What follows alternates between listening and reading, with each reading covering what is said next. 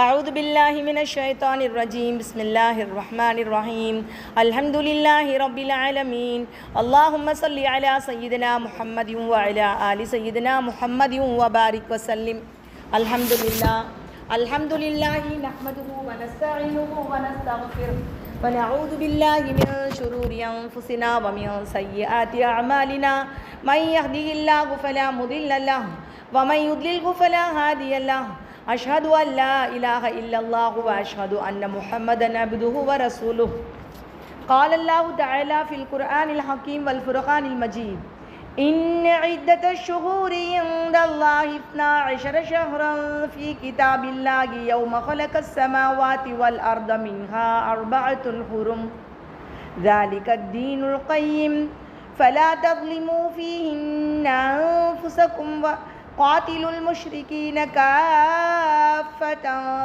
كما يقاتلونكم كافة واعلموا أن الله مع المتقين إنما النسيء زيادة في الكفر يضل به الذين كفروا يحلونه عاما ويحرمونه عاما ليواطئوا عدة ما حرم الله فيحلوا ما حرم الله زين لهم سوء أعمالهم والله لا يهدي القوم الكافرين صدق الله العظيم.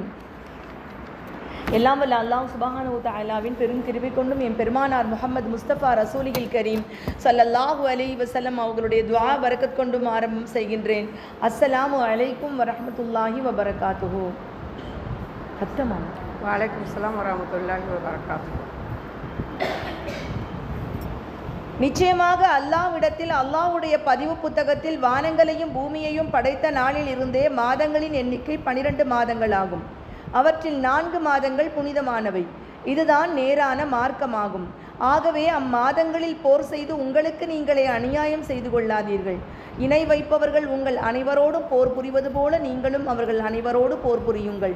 நிச்சயமாக அல்லாஹ் தன்னை அஞ்சுவோருடைய இருக்கின்றான் என்பதை அறிந்து கொள்ளுங்கள். போர் செய்யக்கூடாது என்று தடுக்கப்பட்ட இம்மாதங்களை அவர்கள் தங்கள் விருப்பப்படி முன்னும் பின்னும் ஆக்குவதெல்லாம் நிராகரிப்பில் அதிகப்படுத்துவதாகும். இதனால் நிராகரிப்பவர்களே வழிகெடுக்கப்படுகின்றார்கள். ஏனென்றால் ஒரு வருடத்தில் அம்மாதங்களில் போர் புரிவதை அவர்கள் அனுமதித்துக் கொள்கிறார்கள், மற்றொரு வருடத்தில் அதை தடுத்து விடுகிறார்கள். இதற்கு காரணம் தாங்கள் தடுத்துள்ள மாதங்களின் எண்ணிக்கையை அல்லாஹ் தடுத்திருக்கும் மாதங்களின் எண்ணிக்கைக்கு சரியாக்கி கொள்ளவும் அல்லாஹ் தடுத்தவற்றை தாங்கள் லாபமாக்கிக் கொள்வதற்காகவும் தான். அவர்களின் தீய செயல்கள் அவர்களுக்கு ஷைத்தானால் அழகாக்கப்பட்டு விட்டன. அல்லாஹ் நிராகரிப்பவர்களான கூட்டத்தை நேர்வழியில் செலுத்த மாட்டான். சதகல்லாஹுல் அலியுல் அஸீம். அல்ஹம்துலில்லாஹ் வல் அஸ்ரி இன்னல் இன்சான லஃபீ குஸ்ர். அன்புக்கும் பாசத்துக்கும் உரிய சகோதரிகளே, அல்லாஹ் சுப்ஹானஹு வ தஆலா இந்த காலம்ங்கிற ஒரு கான்செப்ட் இருக்குது பார்த்தீங்களா, இதுக்கு ரொம்ப ரொம்ப மதிப்பு கொடுத்துருக்கான். நம்ம மதிப்பு கொடுக்குறோமோ இல்லையோ ரப்பு மதிப்பு கொடுத்துருக்கான். அதனால தான் தன் படைத்த வஸ்துக்கள் மீது சத்தியம் பண்ணும் பொழுது அதிகமாக காலத்தை தான் சொல்லியிருக்கான். வல் ஃபஜ்ர் அதிகாலை, வலையாலின் அஷ்ரு 10 இரவுகள் மீது சத்தியமாக, வல்துஹா முற்பகல் மீது சத்தியமாக, வல்லைலி இரவின் மீது சத்தியமாக.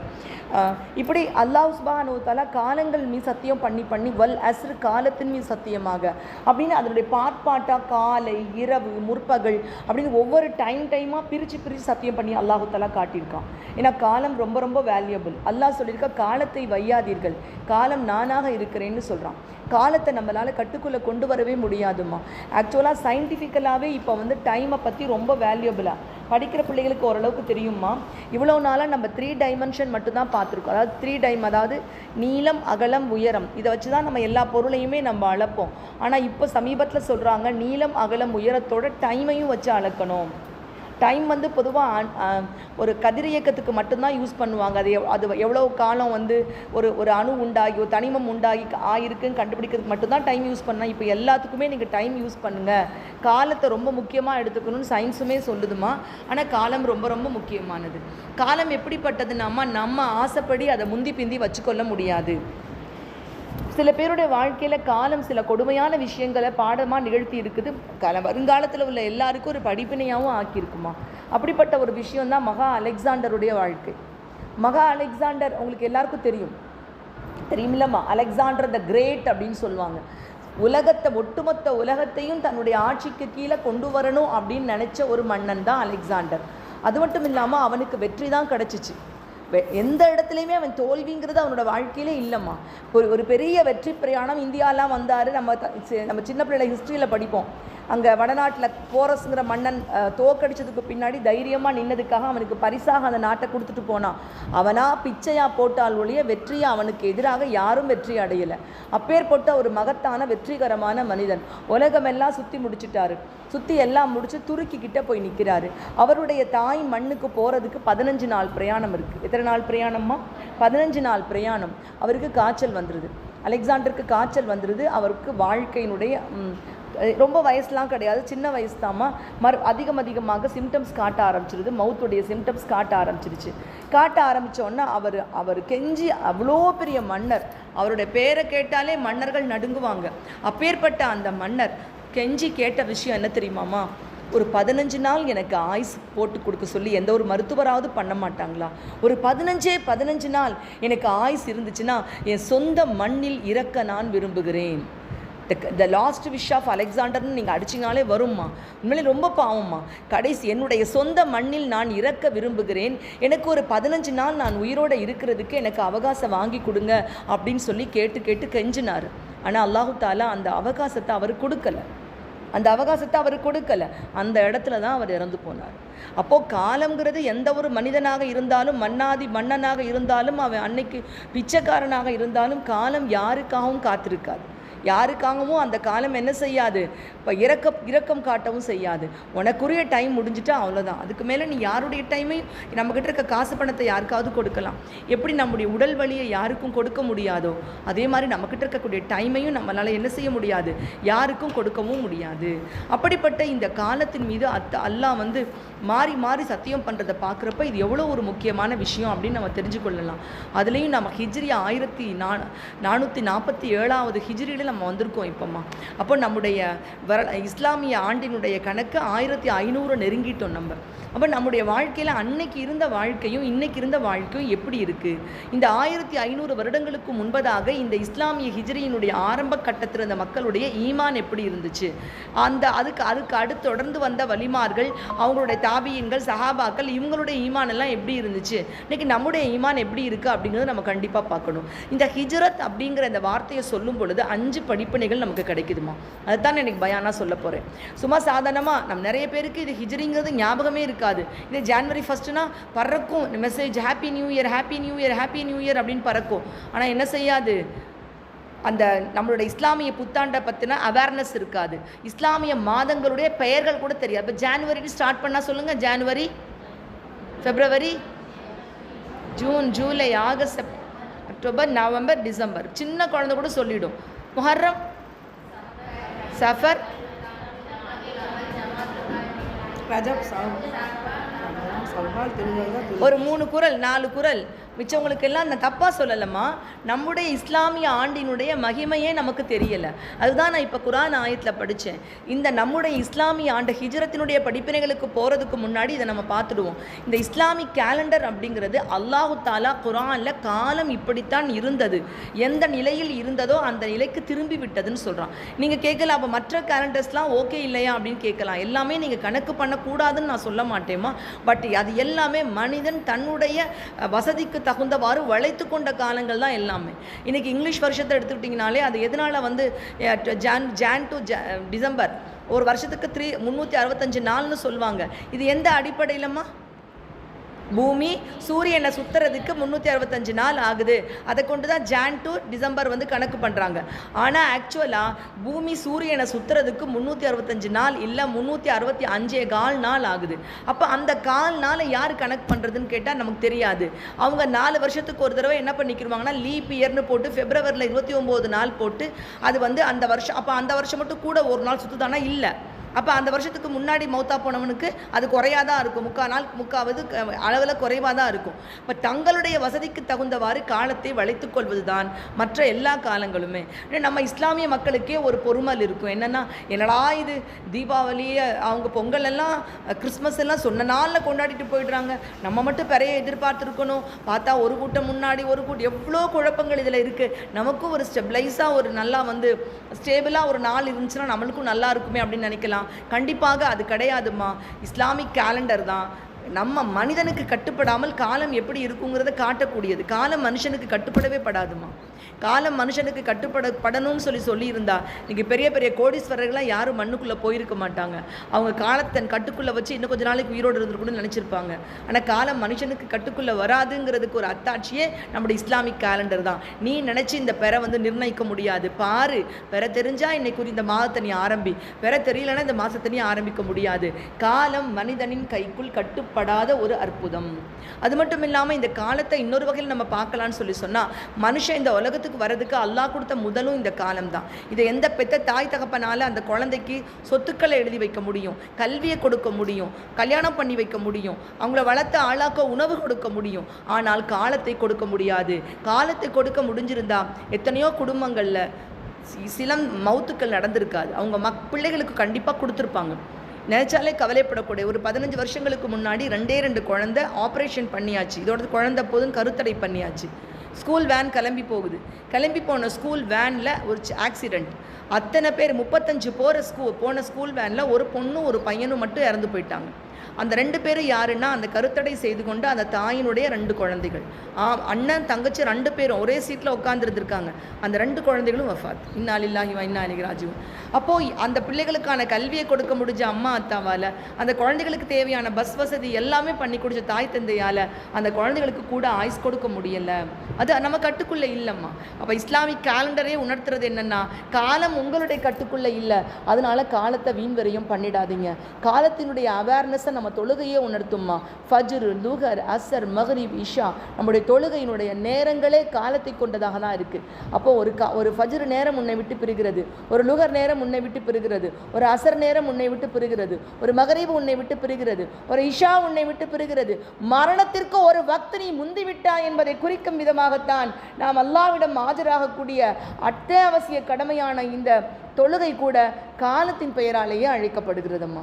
அப்படிப்பட்ட அதாவது கிதாபம் மௌகூத்தா அப்படின்னு சொல்கிறான் அல்லாஹு தாலா. நேரம் குறிக்கப்பட்ட ஒரு வணக்கம். இந்த நேரத்தை தொழுதான் தொழுக. கோடி பணம் கொட்டி கொடுத்தாலும் போன ஃபஜ்ர் வராது, போன லுகர் வராது. அந்த நேரத்தில் அதை முடிக்கணும். அப்போ நேரம் குறிக்கப்பட்ட ஒரு வணக்கமாகத்தான் அல்லாஹு தாலா தொழுகையும் ஆக்கியிருக்கான், ஜகாத்தையும் ஆக்கியிருக்கான். அந்த வருஷம்னா வருஷத்துக்குள்ளே நம்ம கொடுத்தாகணும். ஹஜ்ஜையும் காலம் கணக்கிட்டு அல்லாஹ் ஆக்கியிருக்கான். வருஷம் பூரா நீங்கள் அரஃபாத்திலே படுத்து உருண்டாலும் ஹாஜி கிடையாது. அந்த துல்ஹஜ்ஜுடைய மாதம் பிறை 9 அரஃபா நாளில் காலையில், அந்த காலையிலேருந்து அந்த மாலை வரைக்கும் உள்ளுக்குள்ளே இருந்தாதான் மற்ற ஃபர்லான விஷயங்களை செய்துவிட்டு உள்ளே இருந்தால் தான் ஹாஜியாக முடியுமே தவிர அந்த நிறைவேற்றாமல் என்ன செய்ய முடியாதுமா, அவங்களால ஹாஜியாக ஆக முடியாது. அப்போது இந்த காலம் அவ்வளோ ஒரு மகத்தான ஒரு விஷயமாக இருக்குமா. ஒவ்வொரு நாள் காலை உதிக்கும் பொழுதும் மனுஷனை பார்த்து சொல்லுதான், ஓ மனிதா, என்னுள் நீ இருக்கிறாய். இந்த நாளில் நீ செய்யக்கூடிய அனைத்து நலவானவற்றுக்கும் அனைத்து தீமையானவற்றுக்கும் நான் சாட்சியாக இருப்பேன்னு சொல்லுதான். அப்போது அதை விட்டு நம்ம எங்கம்மா, நம்ம என்ன பாவம் பண்ணாலும் நல்லது பண்ணாலும் அது ஏதாவது ஒரு கிழமையாக இருக்கும், ஏதாவது ஒரு நேரமாக இருக்கும். கிழமையோ நேரமோ இல்லாத ஒரு நேரத்தில் நம்மளால் வாழ முடியுமா? யோசிச்சு பாரு, நம்மளால் வாழ முடியாது. அப்போது நமக்கு அல்லாஹு தஆலா கொடுத்துருக்கக்கூடிய வாய்ப்பு இந்த நேரம். இந்த நேரத்தை நம்ம சரியான முறையில் பயன்படுத்தி கொள்ளக்கூடிய தௌஃபீக்கே அல்லாஹ் நமக்கு தந்தருள்வானாக. அல்லாஹ் இதிலே சொல்கிறான், இது ஒரு புனித மாதம். புனித மாதங்கள்னு அல்லாஹ் சுப்ஹானஹு தஆலா 4 மாதங்களை சொல்கிறான். துல்காதா, துல்ஹிஜ்ஜா, முஹர்ரம், அப்புறம் ரஜப். இந்த புனித மாதங்கள்லாம் உங்களை நீங்களே அழிவில் போட்டுக்கொள்ளாதீர்கள். காலத்தை அரபு மக்களும் அப்படி தான் பண்ணுவாங்களாம், தங்களுடைய கட்டுக்கீழே கொண்டு வருவாங்களாம். அப்படி கொண்டு வரக்கூடாது அப்படிங்கிறதுக்காகத்தான் அல்லாஹ் சுப்ஹானஹு தஆலா இந்த காலத்தை அதனுடைய 12 மாதங்களை வரிசையாக ஆக்கி இதை இனிமேல் யாரும் மாற்ற முடியாது அப்படிங்கிறத நம்முடைய நபி ஸல்லல்லாஹு அலைஹி வஸல்லம் காலத்தில் அல்லாஹ் குர்ஆன் மூலமாக நிர்ணயம் பண்ணிட்டான். அன்பான சகோதரிகளே, இந்த காலத்தை நம்ம எவ்வளவு வீணாக்குறோம் யோசிச்சு பாருங்கள். நம்ம பெரும்பாலும் அதிகமான நேரம் தூங்கிடுறோம். ஒரு நாளைக்கு 8 மணி நேரம்னு வச்சுட்டா கூட ஒரு மாதத்துக்கு எத்தனை மணி நேரம்? 3 8 24, 240 மணி நேரம் தூங்கிடுறோம். 30 × 8 மூவெட்டு 240 மணி நேரம் தூங்குகிறோம். இதே 10 மாதம்னா 2400 மணி நேரம். 2400 மணி நேரத்தை 20ஆல் வகுத்தா 100 நாள். 100 நாள் தூங்கிடுறேன். 10 மாதத்துக்கு 100 நாள் தூங்கிடுறோம். 20 இப்படியே கணக்கு பண்ணி பார்த்தா வருடக்கணக்கில் தூக்கத்துக்கு நேரத்தை கொடுத்துடுறோம். அது தவிர செல்ஃப் குளிக்கிறது, துவைக்கிறது, சாப்பிட்றது, இதுக்கு தனியாக நேரம். அது தவிர நம்முடைய பாவமான காரியங்கள், டிவி பார்க்குறது, மொபைல் பார்க்குறது, செல்ஃபோன் அதில் வரக்கூடிய விலாக்ஸ் பார்க்குறது, இதுக்குன்னு ஒரு பெரிய நேரத்தை நம்ம செலவு பண்ணிக்கிட்டு இருக்கோம். லாபகரம் இல்லாமல் பாவமான விஷயங்களுக்காக நாம் நம்ம நேரத்தை செலவு பண்ணுறோம். நம்ம நேரத்தை கொஞ்சம் மிச்சம் பண்ணோன்னு சொன்னால் சொர்க்கத்தை விலைக்கு வாங்கிட முடியும். கொஞ்சம் நேரத்தை மிச்சம் பண்ணி அப்படியே சேமித்து அழகாக நம்ம என்னவா மாற்ற முடியும்? மறுமையினுடைய செலாவணியாக மாற்ற முடியும். இங்கேருந்து இப்போ லட்சக்கணக்கான ரூபா செலவு பண்ணி மலேசியாக்கோ சவுதிக்கோ போன ஒருத்தர் ஆஃபீஸ் போகாமல், வேலைக்கு போகாமல், படுத்து தூங்கிட்டு அவர் முடிச்சுட்டு ஒன்றுமே இல்லாமல் திரும்பி அன்னக்காவடியாக வந்தாருன்னா சொல்லுவோமா இல்லையா? அட பாவி, ஒரு திர்கம்ங்கிறது இங்கே 22 ரூபா 23 ரூபா. திர்கத்தில் சம்பாரித்து வந்து லட்சாதிபதியாக வாழ வேண்டிய நீ தூங்கி உன் நேரத்தை கெடுத்துருக்கிறியே, அங்கே போனேன் இங்கே போனேன் நேரத்தை கெடுத்துருக்கியே, அதெல்லாம் உனக்கு திரும்பி வருமா? அநியாயமாக உன் காலத்தை வீணாக்கிட்டேன்னு சொல்லுவோமா சொல்ல மாட்டோமாம்மா? அதே மாதிரி தான் நமக்கு அல்லாஹ் சுப்ஹானஹு வ தஆலா கொடுத்த நேரமும். ஒரு பாப்பா கிட்ட 10 ரூபா நோட்டு கொடுத்து அனுப்பி விடுறோம். 2 வகையில் பாப்பா வீணாக்கும். ஒன்று, அதை ஃபுல்லாக கிறுக்கிட்டு வந்தாலும் கோபம் வரும் நமக்கு, ஏன் நோட்டை கிறுக்குறேன்னு சொல்லிட்டு.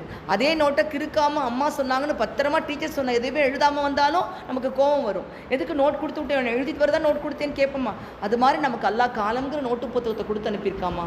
இதை வீணாக்குனாலும், ஒன்றுமே எழுதாமல் வீணாக்குனாலும் அல்லாவுக்கு கோபம் வரும். இதில் பாவத்தை எழுதிட்டு போனாலும் கண்டிப்பாக நமக்கு கோபம் வரும். நம்முடைய காலம் தான் நமக்கு அமல் நம்ம பட்டோலையாக சுருட்டி கையில் கொடுக்கப்படும். இந்த மணியில் இந்த பாவம் பண்ண, இந்த மணியில் இந்த நன்மை பண்ண, இந்த மணியில் இந்த தர்மம் பண்ண, இந்த மணியில் இந்த அமல் செஞ்ச, எல்லாமே அப்படியே காலம் அமல் பட்டோலையாக மாற்றப்பட்டு மறுமை நாளில் அது நல்லடியார்களுக்கு வலக்கையிலும் தீயவர்களுக்கு நவுதுபில்லாஹி மின்ஹா இடக்கரத்திலும் கொடுக்கப்படும். அந்த நேரத்தை நினைச்சாலே மனசு பதறக்கூடிய ஒரு நேரம்மா.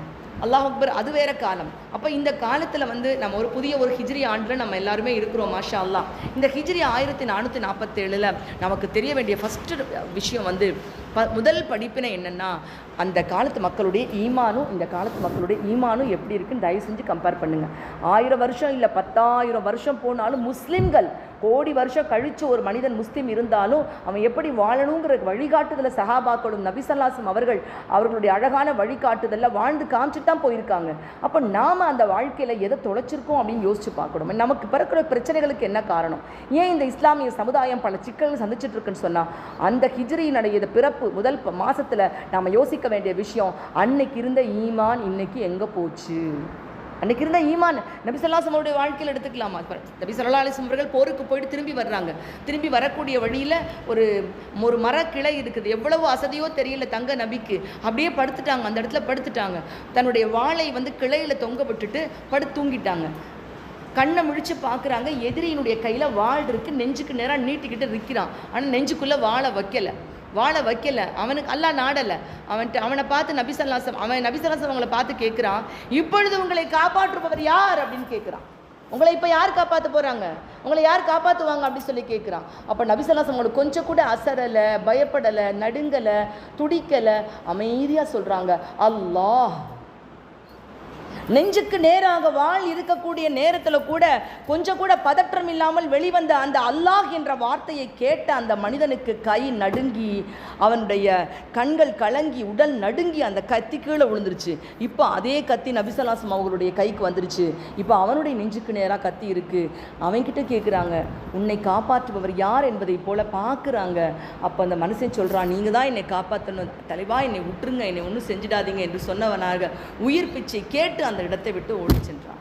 எவ்வளவு இக்கட்டான நேரத்திலையும் அல்லாஹுடைய நம்பிக்கை எப்படி இருக்கணும் அப்படிங்கிறதுக்கான வாழ்க்கையை தான் நமக்கு நபி ஸல்லல்லாஹு அலைஹி வஸல்லம் வாழ்ந்து காமிச்சிட்டு போனாங்க. சஹாபாக்களும் சற்றும் செலச்சவங்க இல்லைம்மா, கொஞ்சமும் செலச்சவங்க இல்லை. அவங்களுடைய முழு நம்பிக்கையும் அல்லாஹு தாலா மேலே தான் இருந்துச்சு, முழு நம்பிக்கை. மாஷா அல்லாஹ். உமர் ரலியல்லாஹு தஆலா அவங்களுடைய காலத்தில் எகிப்தை ஜெயிக்கிறாங்க. எகிப்தை ஜெயித்த உடனே எகிப்தை ஜெயிச்சிட்டாங்க. ஜெயித்த உடனே அங்கேருந்து ஒரு கடிதம் வருது. அங்கேருந்து என்ன கடிதம் வருதுன்னா, எகிப்தை பொறுத்தளவுக்கு உங்களுக்கு எல்லாருக்கும் தெரியும், நைல் நதி மட்டும் ஓடலைன்னா எகிப்து ஒரு சகாரா பாலைவனத்தினுடைய ஒரு பகுதியாக தான் போயிருக்கும். அப்போது அந்த நைல் நதி தான் எகிப்தினுடைய வளமைக்கே ஆதாரம். அந்த மக்களுக்கு என்ன பழக்கம்னா, நைல் நதியில் வெள்ளம் தண்ணி நல்லா ஓடணுங்கிறதுக்காக வருஷம் நரபலி கொடுப்பாங்களாம். செலக்ட் பண்ணி ஒரு மனுஷனை அந்த நதிக்கரையில் வெட்டி ரத்தத்தை நதியில் ஓட விடுவாங்களாம். இந்த வருஷம் ஆட்சி அதிகாரம் உமர் ரலியல்லாஹு தஆலா அன்ஹு அவங்க அனுப்பின அம்ரு பின் ஆஸ் ரலியல்லாஹு தஆலா அன்ஹு கைக்கு வந்துருச்சு. அப்போ அவங்க கைக்கு வந்த பின்னாடி அவங்க கிட்ட அந்த மக்கள் அவங்க சொல்கிறாங்க, நீங்கள் வந்துட்டீங்க, நாங்கள் உங்களுக்கு அப்பம் கட்டி எல்லாம் செய்கிறோம், ஆனால் இந்த நைல் நதி ஓடலைன்னா எகிப்து வந்து பாலைவனமாக போயிடும், இந்த வளமையெல்லாம் போயிடும், அந்த நரபலி கொடுக்கக்கூடிய நாள் நெருங்கிடுச்சு, அதுக்கு நாங்கள் எங்களுக்கு ஏற்பாடுகள் செய்யணும் அப்படிங்கிறாங்க. நான் எதுவுமே சொல்ல முடியாது, நான் ஹலீஃபா கிட்ட, ஏன்னா புதுசாக ஒரு நாட்டை பிடிச்சிருக்கோம், அந்த நாட்டு மக்களுடைய நம்பிக்கைக்கு மதிப்பு கொடுக்கணும். அது மட்டும் இல்லாமல் அப்படி மதிப்பு கொடுக்காம பண்ணிட்டு தண்ணி கிண்ணி குறைஞ்சி போயிட்டா இருக்கக்கூடிய மக்களுக்கு இஸ்லாமிக் தாவாவும் போயிடும். இன்னும் அல்லாஹ் என்ன நாடுறானும் தெரியாது. உடனே உமர் ரலியல்லாஹு தஆலா அன்ஹு அவங்களுக்கு கடிதம் போடுறாங்க, இந்த மக்கள் இப்படி சொல்கிறாங்கன்ட்டு. அவங்க என்ன சொன்னாங்க, நாம ஒரே வார்த்தையில் உமர் ரலியல்லாஹு தஆலா அன்ஹு சொன்னாங்க, ஒரு கடிதத்தை எழுதி இதை நைல் நதியில் ஓட விடுங்கள்ட்டாங்க. அந்த கடிதத்தில் என்ன தெரியுமா எழுதியிருந்தாங்கம்மா, ஓ நைல் நதியே, நீ அல்லாஹ்வின் உத்தரவுப்படி ஓடுவதாக இருந்தால் ஓடு, மூட நம்பிக்கைகளின் அடிப்படையில் நீ ஓடுவதாக இருந்தால் நீ வற்றி பாலைவனமாக மாறிவிடு. போடுங்க, அல்லாஹ் ஓட வைக்கிறவன் அல்லாஹ். நம்பிக்கையை கொடுத்தாங்கம்மா. இன்னைக்கு வரைக்கும் நைல் நதி ஓடிக்கொண்டு இருக்கிறதுமா, எந்த நரபலி கொடுக்கப்பட்டு இருக்குது, நைல் நதி இன்னைக்கு வரைக்கும் ஓடிக்கொண்டு இருக்கிறது. அன்னைக்கு லேசாக அந்த ஈமான்ல ஒரு ஆசிலேஷன், ஒரு லேசாக ஒரு விட்டு கொடுத்தல் இருந்திருந்தா இன்னைக்கும் தொடர்ந்து இருக்கும். அந்த மக்கள் இன்னைக்கு உண்மையான ஈமான் கொண்ட மக்களாக இருந்திருக்க வாய்ப்பு இல்லை. அப்போது ஈமானுடைய வாசல் என்பது உறுதியில் இருக்குமா. எந்நிலை வந்தாலும், எப்படிப்பட்ட சோதனை வந்தாலும், எப்படிப்பட்ட பிரச்சனை சிக்கல்கள் வந்தாலும், சவால்கள் வந்தாலும், என் நிலையிலையும் அல்லாஹு தஆலா தான் நம்முடைய இறைவன், அவன் நாடியது நடக்கும், அவன் நாடாவது நடக்காது என்று நம்பக்கூடியதுதான் உண்மையான ஈமான். அந்த உண்மையான ஈமான்ல இன்னைக்கு நம்முடைய மக்களுக்கு எப்படி இருக்குது, நம்ம காசு பணத்தில் நம்பிக்கை வைக்கிறோம், நம்ம வந்து சொத்து உறவுகள் நம்பிக்கை, பிள்ளைனை காப்பாற்றுவான் நம்பிக்கை வைக்கிறோம், என் பிள்ளைக்கு இந்த நகையை சேர்த்து வச்சா என் பிள்ளையை நல்லபடியாக நம்ம ஆளாக்கி கொடுத்துடலாம் அப்படின்னு நம்பிக்கை வைக்கிறோம். எதுவுமே நம்ம கையில் இல்லைம்மா, எதுவுமே நம்ம கையில் இல்லை. நீங்கள் சமீபத்தில் பார்த்துருப்பீங்களா இல்லையா, ரித்திகா அவங்க பேர் ரித்திகா தானே அந்த பொண்ணு பேர், ரித்தன்யா என்ன கற்பனையில் கட்டி கொடுத்துருப்பாங்க அவங்க அம்மா அத்தா. நம்ம 300 பவுன் நகை வச்சுருக்கோம், வால்வா கார் வச்சுருக்கோம், 100 கோடி பிஸ்னஸ் கொடுக்குறோம், நம்ம பிள்ளை ஓஹோன்னு வாழ போகுது. அல்லாஹ் எல்லா கற்பனை கோட்டைகளையும் உடைச்சு நொறுக்கி எரிஞ்சானா. பொம்பளை பிள்ளை எல்லாருக்குமே மனசை கலங்கக்கூடியது. அப்போது அந்த பெண் அவங்க என்ன கற்பனை பண்ணியிருப்பாங்க, நம்ம நிறைய யாராக இருந்தாலும் கற்பனை, ஆனால் அந்த கற்பனை இன்னைக்கு நம்மளுக்கும் அல்லாமே நம்பிக்கை கொண்டு நம்மளுக்கும் அப்படி தான் நினைக்கிறோம். நான் என் பொண்ணுக்கு நகை சேர்த்து வச்சிடணும், நல்ல வாழ்க்கை ஏற்படுத்தி கொடுத்துடணும், என் பொண்ணுக்கு என் மகனுக்கு நல்லா படிக்க வச்சிடணும், அதெல்லாம் செய்கிறோம். தவிர இறைவன் மீது கொண்ட நம்பிக்கை, அல்லாஹ் நாடுனாதான் இதெல்லாம் நடக்கும், என்னுடைய ரப்புக்கு செய்ய வேண்டிய கடமைகளை நான் எந்த குறையும் வைக்கக்கூடாது, என்னுடைய ரப்புவினுடைய விஷயத்தை என் பிள்ளைகளுக்கு நான் படிப்பிக்கிறதுல நான் எந்த குறையும் வச்சுக்கக்கூடாது, அந்த விஷயத்தில் நான் எந்த குறையும் வச்சிருக்கேன்னா அந்த நம்பிக்கை நமக்கு குறைவாகத்தான் இருக்குது. அஹமது பின் ஹன்பல் ரஹமத்துல்லாஹி அலைஹி அவங்கள்ட்ட ஒரு வயசான பாட்டி வர்றாங்க.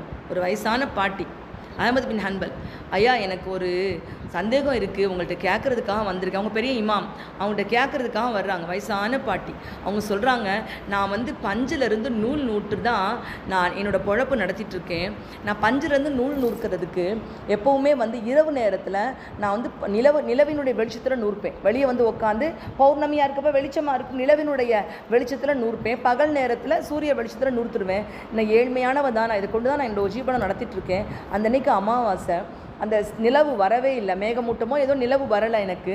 அதனால் நான் மூடி வைக்கலாம் அப்படின்னு நினச்சப்போ அரசாங்கத்திலேருந்து அந்த காலத்தில் அந்த லாந்தர் விளக்கு இருக்கலாம், அந்த லாந்தர் விளக்கு எடுத்துகிட்டு அரசாங்கத்தில் உள்ள படம் அந்த பக்கமாக போச்சு. அப்படியே பளீர்னு வெளிச்சம் வந்துருச்சு. அந்த வெளிச்சத்தை பார்த்தோன்னே சரி இந்த பாதி நெஞ்சிருக்கோம், இதை நெஞ்சிடலான்னு சொல்லிட்டு நெஞ்சு முடிச்சுட்டேன். ஆனால் எனக்கு பயமாக இருக்குது, அரசாங்க சொத்து பொது காசில் கிடைச்ச வெளிச்சத்தில் நான் நினைக்கவே இதாரு. என்னென்ன எப்படி ஒரு எண்ணம், மக்களுடைய பொது காசில் எரியிற எண்ணெயில் எரிஞ்ச அந்த விளக்கு வெளிச்சத்தில் நான் நூல் நூற்றுட்டேன். இந்த நூலை கொண்டு விற்ற பணத்தில் நான் இன்னைக்கு சாப்பிட்டா எனக்கு ஹலாலா ஹராமா எனக்கு பயமாக இருக்குது. என் ரப்புவை நினச்சா பயமாக இருக்குது. நல்லா இதை ஹலால்னு ஏற்றுக்கொள்வானா ஹராம்னு ஏற்றுக்கொள்வானா? உடனே அவங்க சொல்கிறாங்க ஹராம் போங்க அப்படின்ட்டாங்க. கூட உட்காந்துருந்தவங்க ஆச்சரியப்படுறாங்க, உஸ்தாத் நீங்கள் என்ன சொல்கிறீங்க? அப்போ தான் சொன்னாங்க, மாணவரே ஒருத்தருடைய பேணுதலுக்கும் தகுந்த மாதிரி தான் நான் வந்து சொல்ல முடியும். இந்த பெண் கண்டிப்பாக சாதாரண குடும்பத்து பெண்ணாக இருக்க மாட்டார். அவர் நிச்சயமாக இறைநேசருடைய குடும்பத்தை சேர்ந்தவராக தான் இருப்பார். நீங்கள் போய் விசாரிச்சுட்டு வாங்க அப்படிங்கிறாங்க. பின்னாடியே போய் கேட்டு வர்றாங்க. ஃபிஷர் அலி ரஹமத்துல்லாஹி அலைஹி, ஃபிஷர் இப்னு ஹாஃபியோ என்னமோ அவங்க பேர், ஃபிஷர் தான் அவங்களுடைய நேம்.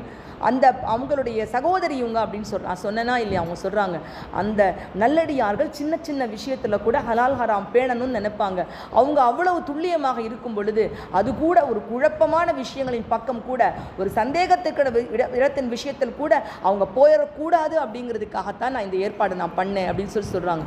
என்ன மாதிரியான நம்பிக்கை, அல்லாஹ்வுடைய நம்பிக்கை பாருங்க, எப்படி ஒரு நம்பிக்கை. இன்றைக்கி நாம் இந்த உலகத்துக்காக எவ்வளவு காம்ப்ரமைஸ் பண்ணிட்டோம், இந்த உலகத்துக்காக எவ்வளவு காம்ப்ரமைஸ், எவ்வளவு தூரம் நம்ம வந்து இது பண்ணால் என்ன, அதனால ஒன்றும் இல்லை, அவங்க பண்ணுறாங்க இவங்க பண்ணுறாங்க, உலகத்தில் விஷயத்தில் வாழணும்னா சில விஷயங்களை விட்டு கொடுத்தா ஆகணும், சில விஷயங்களை பண்ணி தான் ஆகணும் அப்படின்னு நிறைய காம்ப்ரமைஸ் ஆகிட்டே போயிட்டுருக்கோம். இது எல்லாமே நம்முடைய ஈமானில் அடி கொடுத்துட்ருக்கு. அதான் சொல்கிறேன், இந்த 1500 வருஷங்களில் நம்முடைய ஈமானில் ஒரு பெரிய ஒரு சோதனை ஏற்பட்டிருக்கு. ஏன்னா அந்த ஹிஜ்ரத்துங்கிற சொல்லே தாவா கொடுக்கும். வேற எதுவும் நீங்கள் யோசிக்க வேணாம். ஹிஜ்ரத் ஹிஜ்ரத் ஹிஜ்ரி ஹிஜ்ரி ஹிஜ்ரின்னு எப்போ சொல்கிறோமே அப்போ எல்லாம் அந்த வார்த்தை நமக்கு தாவா கொடுத்துக்கொண்டு நம்முடைய ஈமானுக்கு வலு கூட்டி கொண்டே தான் இருக்கும். எப்படின்னு சொன்னால் இந்த ஹிஜ்ரி அப்படிங்கிற வார்த்தை இருக்குது பார்த்தீங்களா, மாஷா அல்லாஹ். உமர் ரலியல்லாஹு தஆலா அன்ஹு அவங்களுடைய காலத்தில் அரசாங்கத்தினுடைய கடிதங்கள் மற்ற பெரும் பெரும் நாடுகளுக்கு போக ஆரம்பிச்சிச்சு. அப்போ தான் இஸ்லாம் அடுத்த நாடுகளுக்கு பரவ ஆரம்பிச்சிச்சு. அப்படி போகும் பொழுது வெறுமனே முஹர்ரம் சஃபர் அப்படின்னு மாதம் போட்டு போனப்போ அங்கே இருக்கக்கூடிய மக்களுக்கு எந்த ஆண்டுன்னு தெரியல. இப்போ மாதிரி டெலகிராம் கிடையாது, அப்புறம் இப்போ மாதிரி வாட்ஸ்அப் கிடையாது, இப்போ கூகுள் கிடையாது. அது போன வருஷம் கிளம்பி கூட தாமதப்பட்டு கூட வந்திருக்கலாம். அப்போ தெரியாமல் இருக்கக்கூடிய சந்தர்ப்பத்தில் இஸ்லாத்துக்கென்று இஸ்லாத்துக்கென்று ஒரு வருஷ கணக்கு வேணும் அப்படின்னு பேசி முடிவு பண்ணி கலந்து ஆலோசிக்கிறாங்க. கலந்து ஆலோசிக்கும் பொழுது மாஷா அல்லாஹ் நபி ஸல்லல்லாஹு அலைஹி வஸல்லம் பிறந்த நாளை ஹிஜ்ரி ஆக்கலாமா, அவங்க இறந்த நாளை ஹிஜ்ரி ஆக்கலாமா, இல்லை நுபுத்துவம் கிடைத்த ஹிரா குகையில் நுபுத்துவம் கிடைத்த இக்ரக் என்ற மறைமொழியை வாங்கிய நாளை ஹிஜ்ரத் எல்லாமே தெரியும். இன்னும் எல்லாத்துக்கும் கண்ட சாட்சிகள் அங்கே இருக்காங்க. எல்லாருமே அந்த டேட்டு துல்லியமாக சொல்லக்கூடியவர்களாக அவங்க இருக்காங்க. அப்படி அவருடைய வாழ்க்கையில் அப்படி பெரும் பெரும் நிகழ்வுகள் நடந்துச்சு. அதெல்லாம் கொண்டு இந்த வருஷத்தை நம்ம கணக்கு பண்ணலாமான்னு சொன்ன பொழுது சஹாபாக்களிடம் கிடைத்த ஆலோசனை என்னன்னு சொன்னால், இல்லை, இந்த தீன் எப்பொழுது முதலில் பெருக ஆரம்பித்ததோ தியாகத்தில் ஆரம்பிச்சிச்சு, இறை நம்பிக்கையில் ஆரம்பிச்சிச்சு. அன்னைக்கு மக்காவை விட்டு மதினாவுக்கு அந்த முஹாஜிரின்கள் போனாங்களே, என்ன கொண்டு போனாங்கம்மா? அடுத்த வேளை சாப்பாட்டுக்கு உணவில்லாமல் மக்காவிலிருந்து பிலஸ்தீன் போனாங்க. மக்காவிலிருந்து முதல்ல போனது பிலஸ்தீன், அபிசீனியா. மக்காவிலிருந்து அபிசீனியாவுக்கு ஃபர்ஸ்ட் ஹிஜ்ரா போனாங்க. எந்த ஹிஜ்ரத்துலையும் அவங்களுக்கு நம்பிக்கை சாப்பாட்டில் கிடையாது, உணவில் கிடையாது, நாட்டில் கிடையாது, பிஸ்னஸில் கிடையாது. ஈமான் ஈமான் ஈமான், அல்லாஹ் மேல நம்பிக்கை வச்சு நாங்கள் போகிறோம், எங்களுடைய வாழ்க்கைக்கு அல்லாஹு தஆலா பொறுப்பேற்றுக் கொள்வான். போனாங்க. இன்னைக்கு உலகத்தின் மிகச்சிறந்த, எதுக்காக அமெரிக்கா கூட தன்னுடைய பேஸ் கொண்டு வந்து இன்னைக்கு வளைகுடா நாடுகளை வச்சிருக்கான்? ஏன் வச்சிருக்காமா? என்ன தெரியுமா? எங்கே பெருசாக வளர்ந்துடுமோன்னு பயம், எங்கே வல்லரசு ஆகிடுமோன்னு பயம். ஏன்னா உலகத்தின் ஒட்டுமொத்த பணமும் இன்று வளைகுடா நாடுகளில் கொட்டி கிடக்குது. Middle east countries are the richest countries in the world. அங்கே தான் உலகத்தின் மிகப்பெரிய பணக்கார நாடு இருக்குது. அப்படிப்பட்ட முழுக்க அல்லாஹு தஆலா அங்கே கொட்டி வச்சான். மாஷா அல்லாஹ், அல்ஹம்துலில்லாஹ். பெருமானா ஸல்லல்லாஹு அலைஹி வஸல்லம் அவர்களுடைய புராக் வாகனம் மக்காவிலிருந்து பைத்துல் முகத்தஸுக்கு எந்த பாதை வழியாக போனதோ அந்த பாதை வழியெல்லாம் பெட்ரோலிய வளம் கொட்டி கிடக்குது. பெட்ரோலிய வளம் மாஷா அல்லாஹ். இதுக்கு ஒரு 2000 வருஷத்துக்கு முன்னாடி பெட்ரோல் கிடச்சிருந்தா கூட என்ன பண்ணுறதுன்னு தெரிஞ்சிருக்காது. அதை எடுத்து என்ன தான் பண்ணியிருப்பாங்க? விளக்கு தான் எரிச்சிருப்பாங்க. அதற்கேற்றாற் போல வாகனம் கண்டுபிடிச்சது வேணால் யூதர்களாக இருக்கலாம், அதற்கான அறிவுகளை அதற்கான உபகரணங்களை கண்டுபிடித்தது மாற்று மதத்தவராக இருக்கலாம். அதற்கு தேவையான மூலப்பொருள் பெட்ரோலியத்தை நீங்கள் முஸ்லிம்களிடம் தான் பெற்றுக்கொள்ள வேண்டும் பெரும்பாலும் அப்படின்னு விதி அல்லாஹு தஆலா ஏற்படுத்தினா. மாஷா அல்லாஹ், அந்த ஈமானுக்கு கிடைச்ச பரிசு. ஈமான்ங்கிறது சாதாரணமானது இல்லை தாயே. சில பேர் நினைப்பாங்க எப்படின்னா, நான் அல்லாஹ் மேலே நம்பிக்கையாக இருக்கேன், ஆனால் எனக்கு அல்லாஹ் கொடுக்கணும். நம்ம நினைப்போம் பார்த்தீங்கன்னா, நம்பிக்கையாக தான் இருக்கேன், நான் தொழுது அல்லாஹ் கேட்பேன், ஆனால் எனக்கு அல்லாஹ் கொடுக்கணும், கொடுத்தா தான் ஈமான். சோதனை வந்தால் உடனே அல்லாஹ் அவன் எனக்கு என்ன கொடுத்தான், அவன் என்னை கைவிட்டுட்டான், எனக்கு அல்லாஹ் பிரச்சனையை கொடுத்துட்டான், நான் கேட்டதை எனக்கு அல்லாஹ் கொடுக்கல, அதனால எனக்கு தொழுகையில் இன்ட்ரெஸ்ட் கிடையாது, எனக்கு அல்லாஹ் மேலே நம்பிக்கை எனக்கு வந்து பெருசாக நான் வந்து அல்லாஹ் விஷயத்தில் நான் அவ்வளோ நம்பிக்கை இல்லாமல் இருக்குது அப்படின்னு சொல்லக்கூடியவங்களுக்கு ஒரே ஒரு விஷயம்மா, மூசா நபியுடைய காலத்தை 3 லட்சம் பேர், எத்தனை பேருமா? 3 லட்சம் பேர் ஒட்டுமொத்தமாக நிற்கிறாங்க. மூசா நபி ஒத்தாள் நிற்கிறாங்க. போட்டி ஃபிரௌன் ஏற்பாடு பண்ணியிருக்கான். மூசா நபியுடைய கோலை கீழே போட்டால் பாம்பாக மாறுது. அத்தனை சூனியக்காரங்களுக்கு தகவல் விட்டுட்டான். எல்லாரும் வந்து இவர் சூனியம் பண்ணுறதை முறியடிங்கன்ட்டான். எல்லாரும் வந்துட்டான். 3 லட்சம் பேரும் நிற்கிறாங்க. ஒட்டுமொத்த மக்கள் கூட்டமும் சுற்றி உட்காந்துருக்காங்க. அது மாதிரி விளையாட்டு மைதானம், கிரிக்கெட் மைதானம் மாதிரி இருக்கணும், அப்படி சுற்றி உட்காந்துருக்காங்க. உட்காந்துருக்கும் பொழுது அந்த 3 லட்சம் பேரும் அந்த கவுத்தை அவங்க கையில் கவுத்தை கீழே போடுறாங்க. அந்த கயிறு 3 லட்சம் பாம்பாக அப்படியே அந்த அந்த இடம் ஃபுல்லாக நெளியுது. மூசா நபி தன்னுடைய கம்பை கீழே போட்டாங்க. அது பாம்பாக மாறி அத்தனையும் விழுங்கிடுச்சு. பார்த்தாங்க அவங்க என்ன யோசிச்சாங்க, அவரும் சூனியம் பண்ணுறதாக இருந்தால் நம்ம சூனியம் தான் தோற்கடிக்கப்பட்டிருக்கோம், கயிறு கீழே கடந்திருக்கோம், நம்முடைய கயிர்களும் சேர்த்து விழுங்கப்பட்டிருக்கிறது என்றால் நிச்சயமாக இவர் சாதாரண சூனியக்காரர் அல்ல. மனசு நடுங்க ஆரம்பிக்குது. ஆமன்து பி ரப்பி மூசா, மூசாவுடைய ரப்பை நாங்கள் ஈமான் கொண்டோம். ஈமான் கொண்டாங்க. அதுக்கு என்ன பரிசு தெரியுமா? எதுக்காக சொல்கிறேன்னாம்மா, நம்ம நினைக்கிறோமே நான் ஈமான் கொண்டிருக்கேன், நான் அல்லாவை நம்பியிருக்கேன், எனக்கு அல்லாஹ் உலகத்தில் அது கொடுக்கணும் இது கொடுக்கணும், கொடுத்தா தான் எனக்கு அல்லாஹ் எனக்கு நம்பிக்கை பெருகுன்னு சொல்கிறோமே. அன்பு சகோதரிகளே, அதற்கு ஃபிரௌன் கொடுத்த தண்டனை இந்த. நீங்கள் ஏதோ பேசி வச்சுட்டு வந்து என்னை அவமானப்படுத்துறீங்க. ஃபிரௌன் மூசாவோட பேசி வச்சுட்டு வந்து அவமானப்படுத்துறீங்க. இதுக்கு தண்டனை என் கண் முன்னாடியே உங்களை மாறுக்கை வாங்கி இதே மைதானத்தில் கொலை செய்ய போகிறேன் அப்படின்னா கொஞ்சம் கூட அசரலமா 3 லட்சம் பேரும் அந்த இடத்துல கொலை செய்யப்பட்டாங்க. அப்படியே மைதானம் முழுக்க மனித முண்டங்கள், வெட்டி போட்ட முண்டங்கள் உடம்புகள் அப்படியே கிடந்துச்சுமா. ஆனால் கடைசி நிமிஷம் வரைக்கும் ஆமன்து பி ரப்பி மூசா, ஆமன்து பி, ஏன்னா அவங்களுக்கு எதுவுமே தெரியாது, களிமா தெரியாது, தொழுக தெரியாது, குர்ஆன் தௌரா தெரியாது, தௌராத் வேதம் தெரியாது. அவங்களோட ஒரே விஷயம் மூசாவுடைய ரப்பை ஈமான் கொண்டேன், மூசாவுடைய ரப்பை ஈமான் கொண்டேன் சொல்லிக்கொண்டே வஃபாத் ஆயிட்டாங்க 3 லட்சம் பேரும். அப்போ அவங்கெல்லாம் என்ன ஆனாங்க, உலகத்தில் ஈமான் கொண்டதுக்காக என்ன பரிசு வாங்கினாங்க? அவங்களுக்கு என்ன எதுவுமே கிடைக்காம போயிடுமாம்மா? அதையும் நமக்கு அல்லாஹ் காட்டி கொடுத்தான். பெருமானா ஸல்லல்லாஹு அலைஹி வஸல்லம் மிகராஜுக்கு போன பொழுது ஒரு மிகப்பெரிய நகரத்தை, சொர்க்க நகரத்தை கண்டார். சொர்க்கத்தில் ஒரு சிட்டி, சொர்க்கத்தில் ஒரு சலசலப்பு. அப்படி சிட்டினா என்ன இருக்கும், அங்கே பாம்னு கார் சத்தம் அதெல்லாம் நம்ம கேட்கும் பார்த்தீங்களா, அந்த மாதிரி சொர்க்கம் எப்படி இருக்குமோ தெரியாது. அழகான சிட்டியோட சலசலப்பு கேட்குறாங்க. அப்போ சொல்கிறாங்க ஜிப்ரையிலே இது என்ன சிட்டின்னு கேட்குறாங்க. அல்லாஹ் சுப்ஹானஹு வ தஆலா அவன் மீது கொண்ட நம்பிக்கைக்காக மாறுக்கை வாங்கப்பட்டு ஃபிரௌனுடைய ஆட்சியில் கொலை செய்யப்பட்ட 3 லட்சம் அந்த சூனியக்காரர்களுக்காக அல்லாஹ் சொர்க்கத்தில் ஒரு நகரத்தை கட்டி வைத்திருக்கிறார்.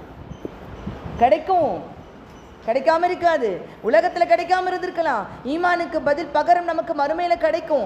ஆனால் அந்த ஈமானை நாம் இந்த 1447 வருஷத்தில் எந்த அளவுக்கு இழந்திருக்கோம், அதை புதுப்பிக்கணும், அதை காப்பாற்றணும். நபி ஸல்லல்லாஹு அலைஹி வஸல்லம் சொன்னாங்க, ஈமான் பழைய துணியாகிவிடும்.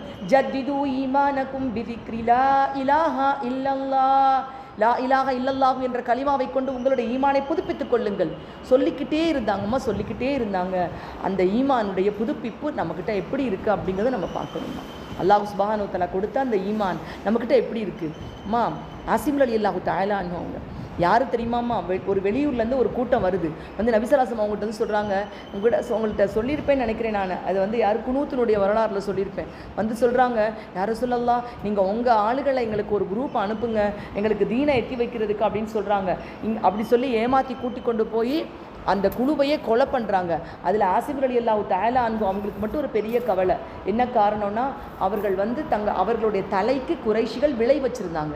எப்படி விலைனா, அவங்க தலையை யார் வெட்டி கொண்டு வர்றாங்களோ அவங்களுக்கு இவ்வளவு குதிரைகள் ஒட்டகங்கள் கிடைக்கும்னு சொல்லிட்டு, அப்போ தன்னுடைய தலையை கண்டிப்பாக வெட்டி அசிங்கப்படுத்துவாங்கன்னு தெரியும்.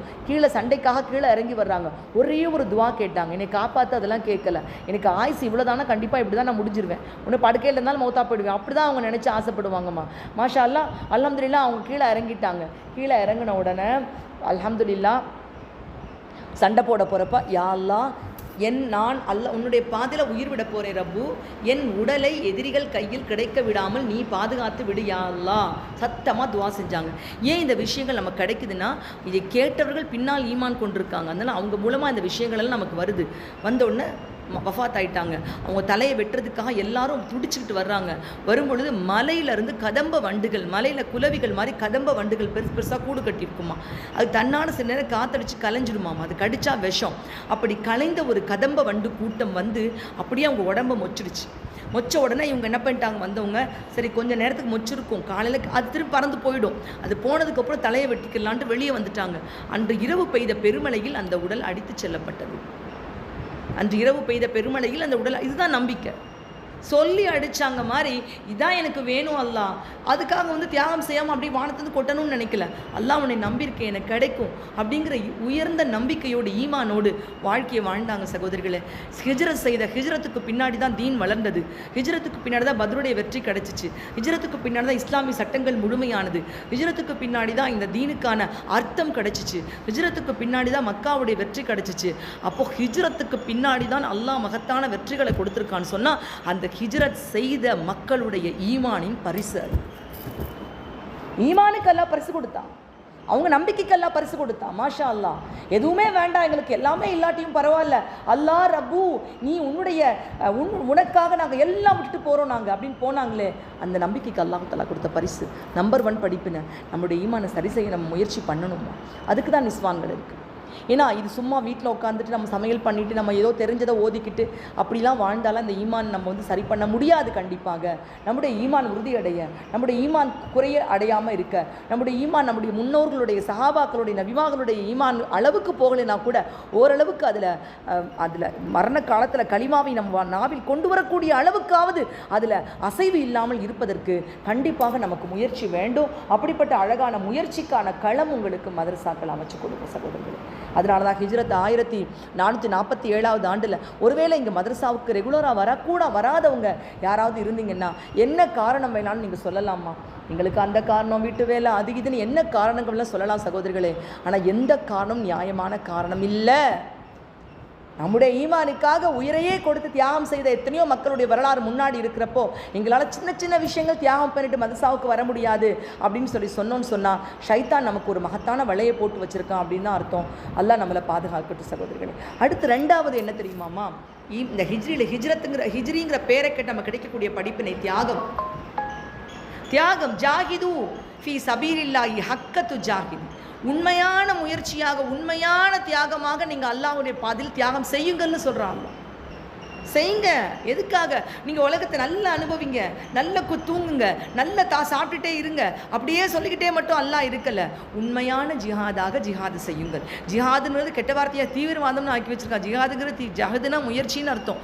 ஏதாவது ஒரு வகையில் அல்லாஹ்வுடைய பாதையில் முயற்சி செய்யுங்க.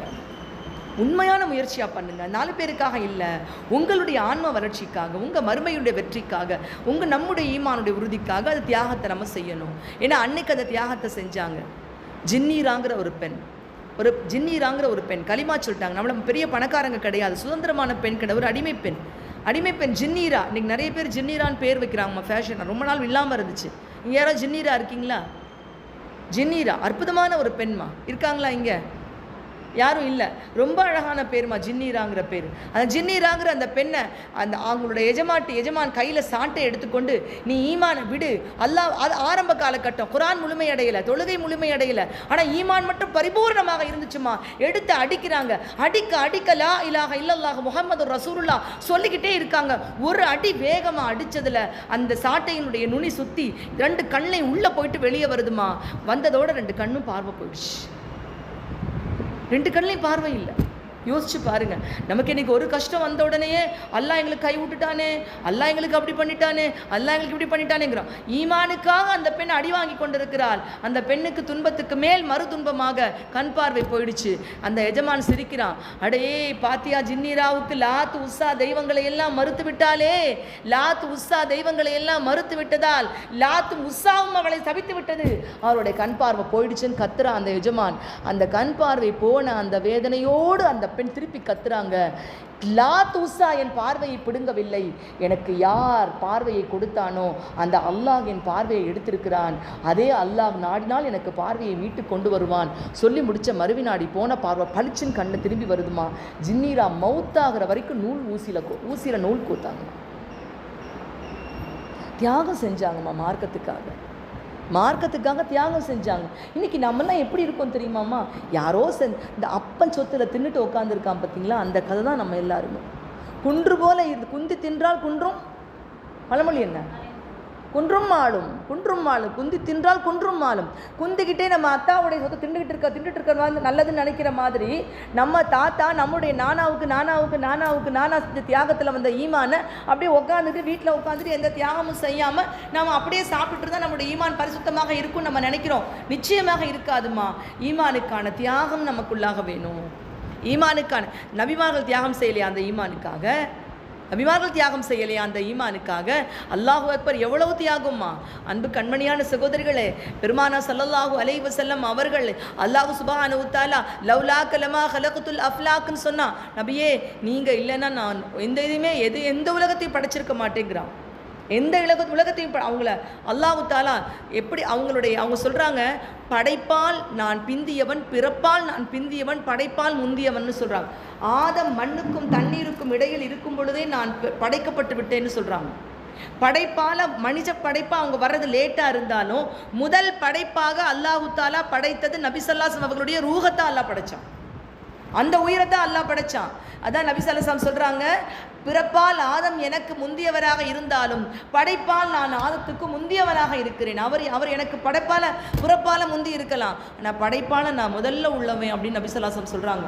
அவங்க அப்பேற்பட்ட பெருமானா ஸல்லல்லாஹு அலைஹி வஸல்லம் அவங்கள அல்லாஹு தாலா மக்காலேருந்து சுலைமான் நபிக்கு அல்லாஹ் காத்த வாகனமாக்கலையா? சுலைமான் நபிக்கு அல்லாஹ் காத்த வாகனமாக்கி போக வைக்கலையா? மூசா நபிக்கு கடலை அல்லாஹு தஆலா பிளக்க வைக்கலையா? ஏன் நம்ம நபி ஸல்லல்லாஹு அலைஹி வஸல்லம் அவர்களுக்கே புராக் வாகனத்தை கொடுத்து அல்லாஹு தஆலா 7 வானமும் கடந்து கூட்டிட்டு போகலையா? ஆனால் இந்த ஹிஜ்ரின்னு சொல்கிறோமே, இந்த ஹிஜ்ரத் என்ற பயணத்தை நபிகள் நாயகம் ஸல்லல்லாஹு அலைஹி வஸல்லம் அவர்கள் சிரமத்திலும் கஷ்டத்திலும் பயத்திலும் வேதனையிலும் அழுக்கடைந்த நிலையிலும் அழுக்கடைந்த உடைகளோடு கடந்து போனாங்கன்னு சொன்னால் அவ்வளவு கஷ்டத்தை எதுக்கு அல்லாஹ் கொடுத்தான்? அவ்வளோ கஷ்டத்தை எதுக்கு அல்லாஹ் நபிக்கு கொடுத்தான்? இந்த பக்கம் மதினா இருக்குது, இங்கே மக்கா இருக்குது. மக்கா இந்த இடத்துல இருக்குது, மதினா இங்கே இருக்குது. டைரக்ட் பாதை. ஆனால் அப்படி போகலை. மதினாவுக்கு நேர் ஆப்போசிட் பாதையில் போய் சவுர் குகையில தங்க வச்சாங்க அபூபக்கர் ரலியல்லாஹு தஆலா அன்ஹு அவர்கள். ஏன்னா அவ்வளவு எதிர்ப்பு, அவ்வளவு கொலை வெறியோடு சுற்றிக்கிட்டு இருக்காங்க.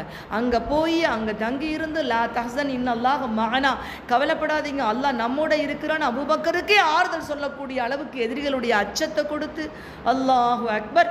அதுக்கப்புறம் அங்கிருந்து வந்து சுராக்கா இடையில எதிர்பட்டு அவங்களுடைய கொலை வெறி கொண்ட பல பேர் அவங்க எதிர்கொண்டு எல்லாம் தாண்டி மதினாவுக்கு போய் சேர்ந்தாங்க அப்படின்னு சொன்னால், அன்பான சகோதரிகளே, அந்த நபிகள் நாயகம் ஸல்லல்லாஹு அலைஹி வஸல்லம் அவர்கள் மார்க்கத்திற்காக தியாகம் செய்வதற்கு அல்லாஹ் ஏன் நாடினான் என்றால், இந்த மார்க்கம் என்பது தியாகத்தால் தான் வளர்ந்ததே தவிர மந்திரத்தால் மாயாஜாலத்தால் அல்லாஹ்விடமிருந்து வந்த நேரடி அருட்கொடை அற்புதங்களால் நிகழவில்லை.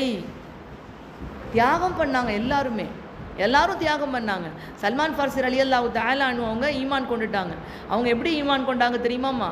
அவங்க பாரசீக நாட்டை சேர்ந்தவங்க. பாரசீக நாடுனா இப்போ இருக்க ஈரானில் உள்ளவங்க. ஈரானுடைய மூதாதையர்கள் எல்லாம் நெருப்பை வணங்கினவங்க. நெருப்பை வணங்கக்கூடிய குடும்பத்தில் அவங்க இருக்கிறாங்க.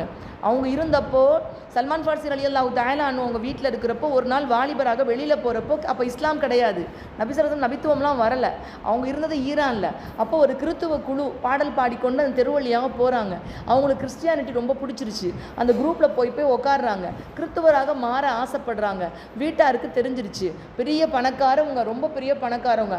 அடித்து உதத்தி சல்மான் ஃபார்சியை கொண்டு போய் ரூம்குள்ளே பூட்டிட்டாங்க.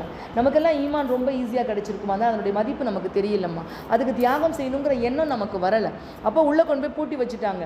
பூட்டி வச்சு சல்மான் ஃபார்சி ரலியல்லாஹு தஆலா அன்ஹு என்ன பண்ணாங்க சொன்னாங்க, அந்த காலத்தை குறிப்புகள் மூலமாக தெரிவிக்கிறாங்க, நான் இங்கே தான் அடைப்பட்டிருக்கேன், நீங்கள் இந்த ஊரை விட்டு வெளியே போகிறப்ப எனக்கு தெரிவிச்சிருங்கன்னு சொல்கிறாங்க.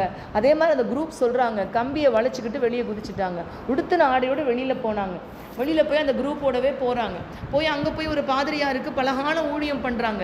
ஊழியம் பண்ணுறப்போ ஒரு விஷயம் கண்டுபிடிக்கிறாங்க. அந்த பாதிரியார் பேராசக்காரர். மக்கள்கிட்ட நல்லவர் மாதிரி நடித்து பணங்களை வாங்கி அந்த சர்ச்சில் இருக்கக்கூடிய தரையை உடைச்சு அந்த தரைக்குள்ளாக பிடிச்சிதான் திலாகைராமா. அந்த தரைக்குள்ள மாஷா அல்லாஹ் என்ன பண்ணுறாங்க, அவங்க வந்து பார்க்குறாங்க. அவர் மோசடி பண்ணுறது தெரியுது.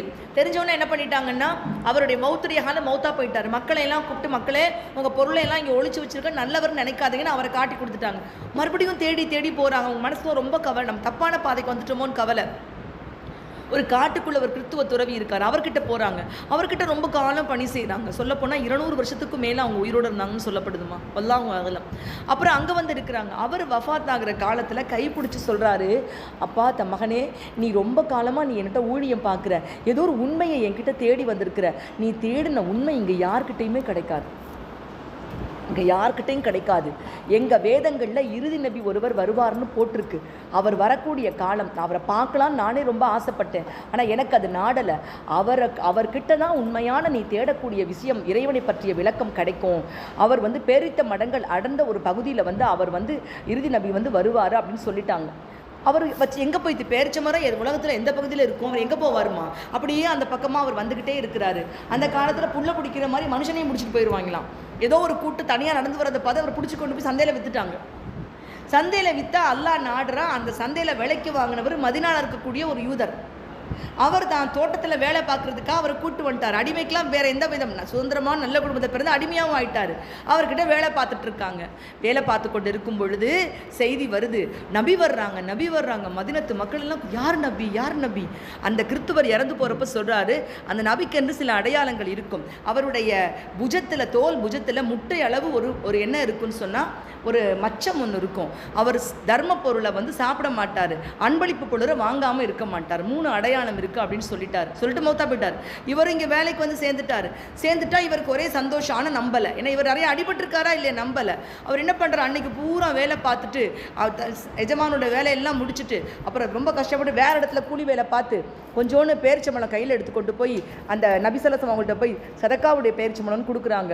அதை வாங்கி ஒன்று கூட எடுத்துக்கிறாம அப்படி பக்கத்தில் எல்லாருக்கும் பகிர்ந்து கொடுத்துட்டாங்க. மறுநாள் மறுபடியும் வேலை பார்த்துட்டு கொஞ்சோன்னு கூலி பேரிச்சம்பழம் வாங்கி கொண்டு போய் நபிசல்லல்லாஹு அவங்கள்ட்ட கொடுத்து, இந்த பேரிச்சம்பழம் அன்பளிப்பு உங்களுக்குன்னு சொன்ன உடனே பிஸ்மில்லான்னு சொல்லி அந்த பேரிச்சம்பழத்தை வாயில் வைக்கிறாங்க. வைத்து கொண்டு இருக்கும் பொழுதே அல்லாஹ் அவர்களுக்கு அறிவிக்கிறான். தன் மேல் துண்டை லேசாக கீழே விடுகிறார்கள். அங்கே இருக்கக்கூடிய தோல் புஜத்தில் இருந்த மச்சத்தை பார்த்தார்கள். கண்ணீர் விட்டு அழுது கொண்டு, எத்தனை காலமாக இந்த உண்மையை தேடி நான் அடைந்தேன்னு அலைஞ்சு அத்தாவை விட்டு, அம்மாவை விட்டு, சொந்த நாட்டை விட்டு, அடிமைப்பட்டு எங்கெங்கெல்லாம் படாத பாடுபட்டு கடைசியாக உண்மையை கண்டு கொண்டு சந்தோஷத்தில் கைப்பிடித்து கலிமாவை சொன்னார்கள். சொல்லி முடிச்சுட்டு அழுகிறாங்க. யாரை சொல்லலாம், இவ்வளவு காலம் நான் எவ்வளவோ கஷ்டப்பட்டுட்டேன், ஆனால் இப்போ இனிமேல் நான் யார்கிட்டையும் அடிமையாக இருக்க விரும்பலை, உங்கள் கூட நான் வந்து இருக்கணும்னு ஆசைப்படுறேன். ஆனால் என்னுடைய எஜமான் என்னை விடமாட்டேங்கிறான். ஏன்னா என்னுடைய எஜமான் சொல்கிறான், 300 மரங்களை ஒரே தோட்டத்தில் ஒரே ஆளாக நடணும். இன்னும் மற்ற சின்ன சின்ன செடி விதைகள் மாதிரி பேரிச்சம்பழம் நட முடியாதுமா, தென்னை மரம் மாதிரி அதுக்கு குழிகள் தோண்டி இடம் வச்சு விடணும். நான் ஒரு ஆள் எப்படி பண்ண முடியும்? நபிசல்லல்லாஹு சொன்னாங்க, கவலைப்படாதீங்கன்னு சஹாபாக்கள் எல்லாரையும் கூட்டி கொண்டு போய் ஆளுக்கு ஒரு குழி வெட்டி தங்கள் அந்த பேரிச்சங்கன்றுகளை நட்டு அதை தன்னுடைய முபாரக்கான கரங்களால் அதை மூடி தண்ணி தெளித்து ஊற்றி வச்சுட்டு அவங்கள விடுதலை வாங்கி கூட்டி வந்துட்டாங்க. எப்படி ஈமான் கிடைச்சி சல்மான் ஃபார்சி ரலியல்லாஹு தஆலா அன்ஹு அவங்களுக்கு மாஷா அல்லாஹ். யோசிச்சு பார்ப்போம்மா. சும்மா யாருக்கும் ஈமான் வரலம்மா, தியாகம் பண்ணி தான் எல்லாருக்கும் ஈமான் கிடைச்சிச்சு. இன்றைக்கும் நீங்கள் மதினாவுக்கு போனீங்கன்னா நீங்கள் கண்டிப்பாக நீங்கள் பாருங்க, பாகை சல்மான் ஃபார்சி இருக்குது. சல்மான் ஃபார்சியினுடைய பேரிச்சை தோட்டம் இருக்குமா, போனால் அங்கே போய் பேரிச்சம்பழம் சாக்லேட்ஸ், பேரிச்சம்பழ சாக்லேட்ஸ் தான் கடையாக வச்சுருக்காங்க. கண்டிப்பாக பார்க்காம வராதிங்க. விஷயங்கள் தெரிந்து கொண்டு மதினாவுக்கு மக்காவுக்கு போன ரசித்து பார்க்கலாம். கற்பனையில் அந்த காலத்தெல்லாம் யோசிக்கலாம். அவங்க நட்டு வைத்த மரங்கள் இன்றைக்கும் அந்த தோப்பு இருக்குதுமா, சல்மான் ஃபார்சி தோப்பு என்று. அங்கிருந்து பேரித்த மரங்கள் இன்றும் அந்த ஒட்டுமொத்த உலகத்துக்கும் ஏற்றுமதியாகி கொண்டிருக்கிறது. அப்போது அந்த அளவுக்கு தியாகம் செஞ்சு வந்த சல்மான் ஃபார்சிக்கு கையில் ₹1 கிடையாது. நபிகள் நாயகம் ஸல்லல்லாஹு அலைஹி வஸல்லம் சொல்கிறாங்க, அபூதர்தா அவங்களை கூப்பிடுறாங்க, அபூதர்தா உங்களுடைய சகோதரராக நீங்கள் இவங்களை எடுத்துக்கிறீங்களா அப்படின்னு கேட்குறாங்க. அப்படி தான் சேர்த்து விட்டாங்க எல்லாரையுமே. உங்கள்கிட்ட என்ன இருக்கோ அவங்கள்ட்ட கொடுங்க, அவங்க வந்து மதினாத்துக்காரங்க. அவங்க அபூதர்தா கூட்டிகிட்டு போகிறாங்க. உள்ளே போயிட்டாங்க, வீட்டுக்கு போயிட்டாங்க. வீட்டுக்கு போன உடனே சல்மான் ஃபார்சியும் போகிறாங்க. அப்போலாம் ஃபர்தா முறை கட்டாயமாக இறக்கப்படலை. மனைவி வந்து எல்லாம் உபசரிக்கிறாங்க. மனைவியை பார்க்குறாங்க, எண்ணெய் தடவாத முடி. யோசிச்சு பாருங்கள், என்ன தடவாத முடி, அழுக்கடைஞ்ச ஆடை, ஒரு நல்ல ட்ரெஸ் கிடையாது. இப்படியே தினம் வந்து சாப்பாடு வச்சுட்டு போகிறாங்க. அப்போ கேட்குறாங்க, சகோதரி நீங்கள் ஏன் இவ்வளோ கவலையாக இருக்கீங்க, ஒரு எல்லோரையும் போல் நீங்கள் இல்லையே, நீங்கள் ஏன் இப்படி ஒரு விட்டேத்தியாக இருக்கீங்க அப்படின்னு கேட்குறாங்க. அந்த மாதிரி அவங்க கேட்குறாங்க. கேட்ட பொழுது அவங்க சொல்கிறாங்க, உங்கள் சகோதரருக்கு என் மேல் ஆர்வம் இல்லை, பகலெல்லாம் நோன்பு வைப்பார், இரவெல்லாம் தொழுது கொண்டே இருப்பார், அதனால் என்னை பற்றி நான் கவலைப்படவே மாட்டேன். என்னை பற்றி நான் ரொம்ப கண்டுகொள்ள மாட்டேன் அப்படின்னு சொல்லிட்டு யார் அவங்க மனைவி சொல்கிறாங்க. சொன்ன உடனே இவங்க என்ன பண்ணுறாங்க, நைட்டு தூங்க போகிறாங்க. இஷா முடிச்சிடுறாங்க. இஷா முடிச்சுட்டு அவங்க விருந்தாளிக்கு ஒரு இடம் வைப்பாங்களா, இடம் வச்சோன்னே நீங்கள் என்னோட தான் படுக்குன்னு கை பிடிச்சிட்டாங்க. அவர் பக்கத்தில் படுத்துகிட்டே இருக்கார். இவங்க எப்போ தூங்குவாங்கன்னு பார்த்து ஒளிச்சு போகிறாரு. மறுபடியும் கை பிடிச்சி இழுத்து வச்சுட்டாரு. மறுபடியும் கை பிடிச்சி இழுத்து வச்சுட்டாரு. கடைசி வரையும் இழுத்து வச்சுட்டு இப்படியே 2 நாள் பார்த்துட்டு நபி ஸல்லல்லாஹு கம்ப்ளைண்ட் போயிடுச்சு. யார சொல்லலாம், இவர் என்னை தொழுகவே விட மாட்டேங்கிறாங்க. சல்மான் ஃபார்ஸி கூப்பிட்டு என்ன சல்மான் ஃபார்ஸி ஏன் இப்படி பண்ணுறீங்க, யார சொல்லலாம் இவர் தப்பு பண்ணுறாரு, இவர் தன் மனைவிக்கு கொடுக்குற ஹக்கை நிறைவேற்ற, குடும்பத்துடைய ஹக்கை நிறைவேற்றாமல் அல்லான்னு பகலெல்லாம் நோன்பு இரவெல்லாம் தொழுகைன்னு இருக்காரு. அப்போ கூப்பிட்டு கேட்குறாங்க நபி ஸல்லல்லாஹு ஏன் நீங்கள் இப்படி இருக்கீன்னு கேட்டப்போ அவர் சொல்கிறாருமா, யார சொல்லலாம், நீங்கள் மதினாவுக்கு வர்றதுக்கு முன்னாடியே சில பேர் ஈமான் கொண்டுட்டாங்க மதினாவில், சில பேர் வந்த உடனே ஈமான் கொண்டாங்க, ஆனால் நான் எல்லாரை விட கடைசியாக ஈமான் கொண்டேன். நாளைக்கு அல்லாஹ் முன்னாடி என்னை விட முந்தி அவங்க போயிடுவாங்களோ அப்படிங்கிறதுக்காகத்தான் அவங்களையெல்லாம் முந்தணுன்னா நான் கூட அமல் செய்யணுமா இல்லையா, நான் கூட என்னை தியாகம் செய்யணுமா இல்லையா, அதுக்காக தான் நான் கூட கொஞ்சம் அந்த குடும்பத்தையெல்லாம் மறந்து நான் பண்ணிகிட்ருக்கேன். நான் எனக்கு பயமாக இருக்குது, மறுமையில் என்னை விட அவங்க முந்திருவாங்களே, அவங்க எனக்கு முன்னாடி ஈமான் கொண்டான், அதில் போட்டி போட்டுக்கொண்டு அவங்கள விட அதிகமாக அமல் செய்யணுங்கிற ஆர்வத்தில் நான் செய்கிறேன்னு சொன்னோன்னே நபி ஸல்லல்லாஹு அலைஹி வஸல்லம் எச்சரித்தாங்க, உங்கள் கண்ணுக்கு ஓய்வு கொடுங்க, உங்கள் மனைவிக்குரிய ஹக்கை நிறைவேற்றுங்க, உங்கள் உடலுக்கு ஓய்வு கொடுங்கன்னு சொன்னதுக்கு பின்னாடி தான் அவங்களுடைய நிலைமை சீரடைஞ்சிச்சுன்னு சொல்கிறாங்க. அப்படி தியாகம் பண்ணாங்கம்மா இந்த மார்க்கத்துக்காக. அமலாக தியாகம் பண்ணாங்க, பொருளாக தியாகம் பண்ணாங்க, உயிராக தியாகம் பண்ணாங்க. அப்படியெல்லாம் வளர்ந்த மார்க்கத்தில் தான் நீங்களும் நானும் இருக்கோம். என்ன தியாகம் பண்ணியிருக்கோம்? ஆனால் மாஷா அல்லாஹ் இந்த கேள்வி நம்ம பள்ளியில் கேட்க வேண்டிய தேவையில்லைம்மா. மாஷா அல்லாஹ் எல்லாருமே மாஷா அல்லாஹ் 2 மணி நேரம் தியாகம் பண்ணக்கூடிய மக்களாக ஆயிட்டீங்க. இன்னைக்கு கொடுத்த ப்ரைஸஸ்லாம் உங்களுடைய தியாகத்துக்கு சின்ன பரிசு, துன்யாவில் கிடைக்கிற பரிசு. மறுமை நாள் அல்லாஹ் எவ்வளோ பரிசு கொடுக்குறானோ நமக்கு தெரியாது. மாஷா அல்லாஹ் சிறப்பான பரிசுகளை கொடுப்பான் இன்ஷா அல்லாமா. அப்போ அல்லாஹ் சுப்ஹானஹு வ தஆலாவுடைய பாதையில் இது ஒரு சின்ன தியாகம்.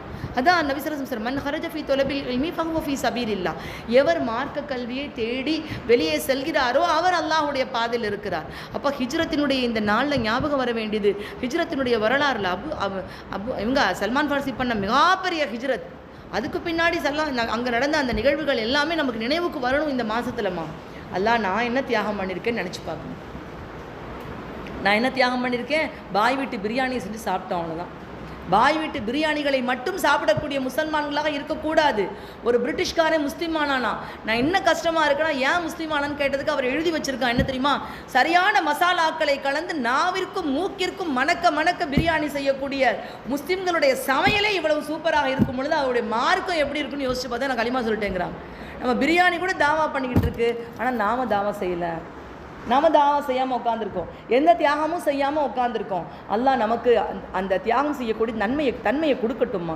நம்ம கண்டிப்பாக மௌத்தாகிறப்ப உலகத்துக்காகவே உடம்பை தேய்ச்சோம், எதையோ ஒன்று நம்ம மார்க்கத்துக்காகவும் செய்யணும் அப்படிங்கிற செஞ்சோங்கிற திருப்தியோட உலகத்தை விட்டு போகக்கூடிய தௌஃபீக்கு நம்ம எல்லாருக்கும் அல்லாஹ் கொடுக்கட்டும். இன்ஷா அல்லாஹ் படிப்பினை பெற்றுக்கொள்வோம். முதலாவது ஈமான், 2வது தியாகம். இந்த ஹிஜ்ரத்தினுடைய 3வது மகாபெரிய படிப்பினை என்னன்னு சொன்னாமா, அல்ஹம்துலில்லாஹ் அமல்களில் அல்லாஹு தஆலாவுடைய கட்டளைக்கு அடிபணியும் தன்மை. ரப்போடு அல்லாஹ்வுடைய கட்டளை வந்துச்சா உடனடியாக அடிபணியணும்.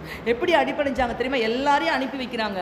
அபூபக்கர் ரலியல்லாஹு தஆலா வந்து கேட்குறாங்க, யாரை சொல்லலாம், நானும் ஹிஜ்ரத் போயிடவா, நானும் இப்போ எனக்கும் ரொம்ப தாங்க முடியல இங்கே அப்படின்னு சொல்கிறாங்க. இப்போ நபி ஸல்லல்லாஹு அலைஹி வஸல்லம் சொல்கிறாங்க, கொஞ்சம் வெயிட் பண்ணுங்க அபூபக்கரே, நான் அல்லாஹ்வுடைய உத்தரவிற்காக காத்திருக்கிறேன். எனக்கு அல்லாஹ் இன்னும் சொல்லலை இந்த ஊரை விட்டு போக சொன்னால் நான் போயிடுவேன், ஏன்னா அவன் சொல்லாமல் நான் போக முடியாது சொல்கிறாங்க. அதே மாதிரி ஒரு நாள் கிளம்பி வர்றாங்க. அப்படி கிளம்பும் பொழுது எழுந்திருக்கிறாங்க. ஒரு வீட்டுக்கு ஒரு ஆள் அபூஜகல் ஏற்பாடு பண்ணியிருக்கான். என்னைக்காவது அவர் ஊரை விட்டு வெளியே கிளம்பணும்னு வெளியே வந்தாருன்னா வெட்டி சாச்சிருங்க, கொன்றுங்க. வீட்டுக்கு ஒரு ஆள் சுற்றி நின்றுட்டே இருக்காங்கம்மா, எல்லாம் வெயிட் பண்ணிட்டு இருக்காங்க. நபி ஸல்லல்லாஹு அலைஹி வஸல்லம் வெளியே வர்றாங்க. அலி ரலியல்லாஹு தஆலாவோட கூப்பிட்றாங்க, அலியே தன் பச்சை நிற யமன் போர்வை, தன் போத்துற வழக்கமான போர்வையை போத்துட்டு இந்த இடத்துல முழுமையாக போர்த்தி கொண்டு படுத்துருங்கள், நான் போகிறேன்னு சொல்லிட்டு வெளியே வர்றாங்க. எதிர்களுடைய கண்களை அல்லாஹ் சத்தன் ஃபஹசைனாக ஃபஹும்லா யுபுசிரூன் யாசினுடைய ஆயத்தை ஓதி மண்ணை கையில் எடுத்து தூக்கி வீசி எறிஞ்சாங்க. எல்லார் கண்களையும் அல்லாஹ் மறைச்சான். போகிறாங்க. அபூபக்கர் ரலியல்லாஹு தஆலா அவங்களோட வீட்டுக்கு போய் கதவை அப்படி தொடுறாங்க. கதவு திறந்துருச்சு. அபூபக்கரே கதவை நீங்கள் தாப்பா போடலையா, யாரை சொல்லலாம், அல்லாஹ்வுடைய உத்தரவு வந்தவுடன் நான் சொல்கிறேன் 2 பேரும் கிளம்புவோன்னு என்னைக்கு சொன்னீங்களோ அன்னைக்கு இருந்து தட்டும் நேரம் கூட நீங்கள் காத்திருக்க கூடாது என்பதற்காக என் வீட்டு கதவை நான் சாத்தவே இல்லை, யாரை சொல்லலாம். என் வீட்டு கதவை சாத்தவே இல்லைங்கிறாங்க 2 பேருமே. மாஷா அல்லாஹ். அல்லாஹு தாலா சொன்னதை உடனடியாக அடிபணிச்சாங்க. ரப்புல் இஸ்ஸத் அல்லாஹ் சுப்ஹானஹு தஆலா என்ன சொன்னானோ, அல்லாஹ்வுடைய ரசூல் என்ன சொன்னாங்களோ அதற்கு முழுமையாக அடிபணியக்கூடிய குணம் கொண்ட மக்களாக அந்த மக்கள் இருந்தாங்கம்மா. மக்கத்தை விட்டு போங்க நாங்கள் போனாங்க. மதினத்துக்கு போன உன்னை சாப்பாட்டுக்கு வழி இல்லாமல் இருக்குமோ அன்சாரிகளை கூப்பிட்டு உங்களுடைய பொருட்களை கொடுங்க நாங்கள் கொடுத்தாங்க. 1-2 தியாகம் கிடையாதுமா. அபூபக்கர் ரலியல்லாஹு தஆலாவோட மக, அவங்க பேர் அஸ்மா, ஆயிஷாமாவோட சகோதரி, பெரிய ஜவுளி வியாபாரியுடைய மக தான். எப்படிலாம் செல்வாக்காக வளர்ந்துருப்பாங்களோ தெரியாது. மதினால பார்க்குறாங்க ஹிஜ்ரத்தினுடைய அந்த விஷயம்மா. அல்லாஹ் சொன்னால் பண்ணினாங்க, அவ்வளோதான். அல்லாவுக்கு அடிபணிச்சாங்க. அல்லாவுடைய கட்டளைக்கு அடிபணிந்த காரணத்தினால் அவங்க துன்பங்களை ஈஸியாக எடுத்துக்கொண்டாங்கம்மா. அவங்க அதை பற்றி கவலையே படலை. நடந்து போயிட்டு இருக்காங்க. நபி ஸல்லல்லாஹு அலைஹி வஸல்லம் பார்க்குறாங்க பயங்கரமான பாலைவன வெயிலில் முதுகில் ஒரு மூட்டையை தூக்கி கொண்டு வர்றாங்க. ஏன்னா அவங்களுக்கு அன்சார்கள் கொடுத்த தோட்டம் வீட்டிலேருந்து ரொம்ப தூரத்தில் இருந்துச்சான். என்ன செய்வாங்களாம், சின்ன பொண்ணு காலைல எந்திரிச்சு ரொட்டி பனைஞ்சு எல்லாம் பண்ணி வச்சுட்டு ஒட்டகத்தை குளிப்பாட்டுவாங்களாம். எனக்கு கற்பனையில் பண்ணி பார்த்தாலே கஷ்டமாக இருக்குதுமா. பூனையை குளிப்பாட்டலாம், நாயை குளிப்பாட்டலாம், எரும மாட்டை குளிப்பாட்டுறதே கஷ்டம்தான். ஒட்டகம் எவ்வளோ ஹைட்டாக இருக்கும், உட்கார வச்சாலும் நமக்கு மேலே இருக்கும். அதை குளிப்பாட்டுறதுக்கு எவ்வளோ தண்ணி எடுக்கணும், தண்ணிக்கும் அவங்க பெரிய பஞ்சமாக தான் இருந்திருக்கும்.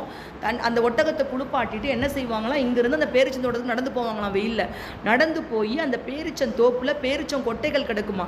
எப்போ பேரிச்சங்கொட்டையை பார்த்தாலும் இந்த சம்பவம் ஞாபகம் இனிமேல் உங்களுக்கு வராமல் இருக்கக்கூடாதுமா. புளியங்கொட்டை கஷ்டமாக இருக்கும், வாயில் போட்டு கொஞ்சம் நேரம் ஊற வச்சா கடித்து சாப்பிட்றலாம். நான் பேரிச்சங்கொட்டையை அவ்வளோ சீக்கிரம் அப்படி கடித்து மைமையாக ஆக்க முடியாது. அந்த பேரிச்சங்கொட்டையை கொண்டு வந்து அதை தண்ணியில் போட்டு ஊற வச்சு உலக்கையில் வச்சு இடித்து அதை கூழாக்கி அந்த ஒட்டகத்துக்கு சாப்பாடு கொடுக்கணும். அப்படி தான் வர்ற வழியில் பார்த்து நபி ஸல்லல்லாஹு அலைஹி வஸல்லம் சொல்கிறாங்க, அஸ்மா உங்களுக்கு இவ்வளோ வெயிலில் நடந்து போகிறீங்களே, நீங்கள் என்னுடைய இதில் ஏறிக்கோங்களே அப்படிங்கிறாங்க. அவங்கள ஏறிக்க சொல்கிறாங்க. அவங்க வெக்கத்தினால இல்லை யார சொல்ல நடந்தே போய்ட்டு நடந்து வந்தாங்களாம். அந்த அளவுக்கு அவங்க அல்லாஹ்விற்கு அடிபணிந்த மக்கள். அல்லாஹ் சொன்னானா வறுமையை ஏற்றுக்கொண்டார்கள். அல்லாஹ் சொன்னானா தங்களுடைய உணவு எவ்வளவோ அல்லாஹ் என்ன கொடுத்தானோ போதுமாக்கி கொண்டாங்க. அல்லாஹ்விற்கு அடிபணியக்கூடிய அந்த கூட்டம் தான் இவ்வளோ பெரிய வெற்றியை கொடுத்துச்சு. இன்னைக்கு நீங்களும் நானும் தாவா செய்யலைன்னா கூட நபி ஸல்லல்லாஹு அலைஹி வஸல்லம் நேம் தாவா பண்ணிக்கிட்டு இருக்கு. அவங்களுடைய பெயர் தாவா செய்து கொண்டு இருக்கிறதம்மா. அல்ஹம்துலில்லாஹ், மாஷா அல்லாஹ். அப்போது அல்லாஹ் சுப்ஹானஹு தஆலா நமக்கு இதை ஹிஜ்ரத்தில் கொடுக்கக்கூடிய முக்கியம், நான் எவ்வளோ தூரம் அல்லாஹ்வுக்கு அடிபணிகிறேன் நம்ம நினச்சி பார்க்கணுமா. நான் எவ்வளோ தூரம் ஷைத்தானுக்கு அடிபணிகிறேன். ஷைத்தான் டார்கெட் வைக்கிறான், இனி இவ்வளவு நேரம் நீ என்னோட தான் இருக்கணும்னு டார்கெட் வைக்கிறான். அந்த டார்கெட்டில் அவன் ஜெயிச்சுட்றான். ஆனால் அல்லாஹ் தன்னோடு இருக்க சொல்லி சொன்னான். லா இலாஹ இல்லல்லாஹ்ங்கிற கலிமா, முஹம்மது ரசூலுல்லாஹ்ங்கிற கலிமாவுக்கு மொத்தம் 24 எழுத்து. 24 எழுத்து ஏன் தெரியுமாமா? அந்த முழுக்க அந்த கலிமா முழுக்க வந்து அல்ஹம்துலில்லாஹ் 24 மணி நேரமும் இந்த கலிமாவுடைய நினைவு நம்மக்கிட்ட இருக்கணுங்கிற எண்ணத்தில் தான் 24 எழுத்துக்களை கொண்டு கோர்க்கப்பட்டது. லா இலாஹ இல்லல்லாஹுல எந்த இடத்துலையும் புள்ளி வைத்த எழுத்துக்களே இல்லை. உங்களுடைய எந்த கலிமாலையும் ஒரு சின்ன கரும்புள்ளி, ஒரு சின்ன ஒரு அசைதல், ஒரு அசலேஷன் இருக்கக்கூடாது அப்படிங்கிறது தான் அதனுடைய விளக்கம்னு சொல்கிறாங்க. மாஷா அல்லாஹ். அப்படிப்பட்ட அந்த கலிமாவுக்கு நாம் கொடுக்கக்கூடிய நேரம் எவ்வளவு? அல்லாஹ் கொடுங்கன்னு சொல்கிறான், ஆனால் நம்ம கொடுக்கறது இல்லை. ஆனால் ஷைத்தான் கொடுன்னு சொல்கிறான், நான் கூடவே கொடுக்குறேன்டா உனக்கு என்ன 4 மணி நேரம் நீ உட்கார நினைக்கிறியா, நான் உன் முன்னாடி 6 மணி நேரம் உட்காந்துருக்கேன். அதுக்குத்தான் டைவர்ஷனை மதரசா உங்களுக்கு ஏற்படுத்தி கொடுக்கிறது. இன்றைக்கி ரொம்ப கடினமான காலம் ஷைத்தானுடைய விஷயம் தப்பிக்கிறதெல்லாம். அப்போது ஏதாவது ஒரு பாண்டுக்குள்ளே நம்ம வந்துடணும். அந்த ஒரு பாண்டுக்குள்ளே வந்துட்டோன்னா ஆட்டோமேட்டிக்காக நமக்கு அந்த டைம் குறைஞ்சிடும். ஆட்டோமேட்டிக்காக நமக்கு அல்லாஹ்வுடைய ரஹமத் கிடைச்சிடும். அப்போ அல்லாஹ்வுடைய ரஹமத் எங்கே கிடைக்குதோ உங்கள் ஷைத்தான் ஓடி போயிடுவான். அல்லாஹ் சொல்கிறான், எப்போல்லாம் குரான் எப்போவெல்லாம் ஓதுறீங்களோ ஃபஸ்தகீத் பில்லா, என்ற பாதுகாப்பை தேடிக்கோங்க, நான் உங்களுக்கு காப்பாற்றுறேங்கிறான் அல்லாஹ். நம்ம நாவையே பாதுகாத்துறதுல நம்முடைய வாழ்க்கையை பாதுகாக்க மாட்டான் அம்மா. அப்போ நமக்கு வேண்டியது அல்லாஹ்விற்கு அடிபணியக்கூடிய மக்கள் ஹிஜ்ரத் செய்தார்கள். அதன் மூலமாக மகா பெரிய வெற்றி கண்டார்கள். இன்று நாம் அல்லாஹ்விற்கு அடிபணியாமல் உலகத்திற்கு அடிபணியாக ஆரம்பிக்க சொந்த நாட்டில் சொந்த மண்ணிலேயே அகதிகளாக உட்கார்ந்துருக்கோம். உட்காரப்படி நிலைமை ஏற்பட்டு போச்சு. இன்னைக்கு உங்களுக்கும் எனக்கும் அந்த நிலைமை வருதோ இல்லையோம்மா, நிறைய இடங்களில் நம்ம அதை பார்க்குறோம். நம்முடைய பேச்சுக்கு மதிப்பில்லை, நம்முடைய பேச்சுக்கள் தவறாக சித்தரிக்கப்படுது. ஒரு 30-40 வருஷங்களுக்கு முன்னாடி நாமும் நம்முடைய சமுதாயத்தை சேர்ந்தவங்களும் எப்படி மாமி, அண்ணி, மச்சி, அண்ணா அப்படி பேசிக்கொண்டிருந்த காலங்கள் எல்லாம் போய் இன்னைக்கு அவங்க நம்மளை பார்க்கும் பொழுது நம்மளை அவங்கள பார்க்கணும் நெருளில் ஏற்படக்கூடிய அளவுக்கு ஒரு டிஸ்டன்ஸ் ஜாஸ்தி ஆகிருக்குன்னு சொன்னால் இது எல்லாத்துக்கும் காரணம், எப்பொழுது ஒருவன் அல்லாஹ்விற்கு அடிபணிய ஆரம்பிக்கின்றானோ ஒட்டுமொத்த அகிலமும் அல்லாஹு தாலா அவனுக்கு அடிபணிய வைப்பான். எப்பொழுது அல்லாஹ்விற்கு அடிபணிய மறுக்கிறானோ அப்பொழுது சின்னஞ்சிற விஷயத்திற்கு கூட அவனைத்தான் அடிபணிய வைப்பான். இது அல்லாஹ் கொடுக்கக்கூடியது. அல்லாஹ் கொடுக்கக்கூடிய ஒரு பனிஷ்மெண்ட்டில் மாட்டிக்கிட்டோமோ அப்படிங்கிற பயம் எல்லாருக்கும் ஏற்படக்கூடிய காலகட்டம். நம்பர் 3 படிப்பினை. நம்பர் 4 படிப்பினை, விட்டு கொடுக்கக்கூடிய மனப்பான்மை. ஹிஜ்ரத்தில் மாஷா அல்லாஹ் மகா பெரிய படிப்பினமா, உண்மையிலே ரொம்ப ஆச்சரியமான படிப்பினை. எப்படியெல்லாம் விட்டு கொடுத்தாங்க, இது வரைக்கும் உலகத்தில் இந்த மாதிரி யாருமே பண்ணதே கிடையாது. மதீனத்து சஹாபாக்கள் சொன்னாங்க, மக்காலேருந்து வந்த முஹாஜிரின்களை பார்த்து நபி ஆணை இட்டுட்டாங்க, உங்களுக்கு கொடுக்க சொல்லிட்டு, எங்கிட்ட 2 வீடு இருக்குது, ஒரு வீடு எடுத்துக்கோங்க, 2 தோட்டம் இருக்குது, ஒரு தோட்டம் எடுத்துக்கோங்க, உங்களுக்கு கல்யாணம் பண்ணுறதுக்கு மகர் கொடுக்க வசதி இல்லாமல் இருந்தால், எங்களிடம் 2 மனைவி இருந்தால் ஒரு மனைவியை நாங்கள் தலாக் செய்து விடுகிறோம், அந்த பெண்ணை கூட நீங்கள் மனைவி ஹலாலாக மனைவியாக்கி கொள்ளலாம், உங்களுக்காக நான் எங்கள் வாழ்க்கையவே நாங்கள் கொடுக்க தயாராக இருக்கிறோம். மாஷா அல்லாஹ். அப்போது அல்ஹம்துலில்லாஹ் அல்ஹம்துலில்லாஹ் விட்டு கொடுக்கக்கூடிய மனப்பான்மை இந்த ஹிஜ்ரத்தில் இருந்துச்சுமா. விட்டு கொடுத்தாங்க ஒருத்தருக்கு ஒருத்தர், அவ்வளோ அந்த விட்டு கொடுக்கும் மனப்பான்மையில் தான் இவ்வளவுமே வந்துச்சுமா. மாஷா அல்லாஹ். பின்னாடி வந்த மகத்தான வெற்றி எல்லாமே வந்துச்சு. இன்றைக்கி சஹாபாக்களுடைய வாழ்க்கையை அல்லாஹு தஆலா, சாதாரண ஆடு மேய்ச்சவங்க ஒட்டகம் மேய்ச்சவங்கன்னு சொல்கிறோம், இன்றைக்கி அவங்க வாழக்கூடிய வாழ்க்கையை பார்த்தா கற்பனை கூட பண்ண முடியலம்மா. அவங்களுக்கே தெரியல நம்மக்கிட்ட ஏன்டா இவ்வளோ பணம் வந்து குவியுதுன்னு தெரியல. அப்பேற்பட்ட வளர்ச்சியை அல்லாஹ் துனியா ரீதியாகவும் அல்லாஹு தஆலா கொடுத்துருக்கான்னு சொன்னால், அன்பு சகோதரிகளை, இதெல்லாம் சாதாரணமாக வந்தது கிடையாது. அந்த விட்டு கொடுக்கும் மனப்பான்மை நம்மக்கிட்ட அது இல்லை. 5வது படிப்பிற நேரம் ஆயிடுச்சுமா. ஒற்றுமை. நபிகள் நாயகம் ஸல்லல்லாஹு அலைஹி வஸல்லம் மதீனாவுக்கு ஹிஜ்ரத் பண்ணி போன உடனே முதல்ல பண்ணது ஒருமைப்படுத்தினாங்க. அங்கிருந்து அவுஸ் கஸ்ரத் கோத்திரத்தார் எப்போ பார்த்தாலும் சண்டை போட்டு அடிச்சுட்டே இருப்பாங்க. அவங்கள அடிக்க வைக்கிறதுக்காகவே அந்த பனு குரைலா, பனு நவீர், அப்புறம் கைனுக்கா 3 யூத கூட்டம், இவங்க 2ஆ பிரிஞ்சுட்டு என்ன பண்ணுவாங்கன்னா, ஹவுஸ்க்கு நான் சப்போர்ட் பண்ணுறேன், ஹஸ்ரத்துக்கு நீ சப்போர்ட் பண்ணுன்னு சொல்லிட்டு அவங்கள பிரித்து அவங்கள அடிக்க வச்சு அவங்களுக்கு வட்டிக்கு கொடுத்து அவங்கள படாத பாடுபடுத்தி எல்லாம் செய்யக்கூடியவர்களாக அவங்க இருந்திருக்காங்க. ஆனால் அந்த மக்களை நபி ஸல்லல்லாஹு அலைஹி வஸல்லம் போன உடனே ஹவுஸையும் ஹஸ்ரத்தையும் ஒன்றுபடுத்தினாங்க. யார் எதிரின்னு அடையாளம் காட்டினாங்க. யார் எதிரி? இந்த 5வது படிப்பினால எல்லாமே இருக்குது. நாம் ஒற்றுமைப்பட்டால் தான் நமக்கு எதிரி யாருன்னே தெரியுமா. நாமளே இங்கே ஒற்றுமைப்படாமல் இருந்தால் எதிரி யாருன்னு நமக்கு தெரியாதுமா. எதிரி யாருன்னு நமக்கு தெரியாது. எவ்வளோ பிரச்சனை நமக்குள்ள.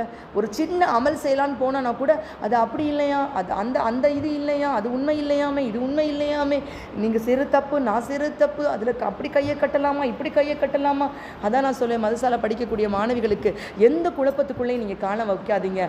குழப்பங்கிறது சேரு, அது சில நேரங்களில் புதை சேராக மாறி உங்களை உள்ளே எடுத்துடும். அதனால் எதுக்கிட்டையும் நீங்கள் காது வாங்கிக்கிறாதீங்க. நான் ஓரளவுக்காவது மார்க்க கல்வியை விளங்கும் வரை நான் யாருடைய பேச்சுக்கும் நான் காது கொடுக்க விரும்பவில்லைன்னு உறுதியோடு இருந்துருவோம் இன்ஷா அல்லாஹ். அல்ஹம்துலில்லாஹ். அந்த ஒற்றுமையை அவங்க ஏற்படுத்தினாங்க இந்த ஹிஜ்ரத்லமா.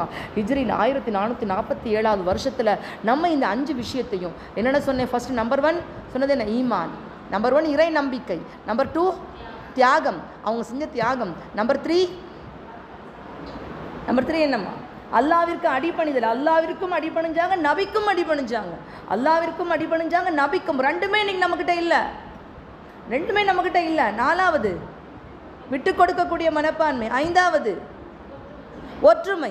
இந்த 5 விஷயங்களும் இன்னைக்கு நமக்குள்ள குறைஞ்சதுனால தான் இந்த இஸ்லாமிய சமுதாயம் இன்னைக்கு பலகீனப்பட்டு போயிருப்பதற்கு காரணம். இஸ்லாமிய சமுதாயம் வெறும் சமுதாயம் மட்டுமல்ல, சக சமுதாயங்களுக்கும் நேர்வழியை காட்டக்கூடிய உன்னதமான பொறுப்பு கொண்ட சமுதாயமாக இருக்குமா. மனித சமுதாயத்திற்கே நேர்வழி காட்டக்கூடிய பொறுப்பு மிக்க சமுதாயம் உறங்கி கொண்டிருப்பது தான் பெரிய ஆபத்துமா. உறங்கினது போதும், விழி தெளிவோம் இன்ஷா அல்லாஹ். எந்த நற்பண்புகள் ஹிஜ்ரியில் சிறந்திருந்துச்சோ, அதை கொண்டு மகத்தான வெற்றிகளை இஸ்லாம் அடைஞ்சிச்சோ, அதை மீண்டும் நம்ம கொண்டு வருவோம் அப்படிங்கிற உத்வேகத்தோடு இன்ஷா அல்லாஹ் முஹர்ரம் சந்திப்போம்மா. அல்ஹம்துலில்லாஹ்.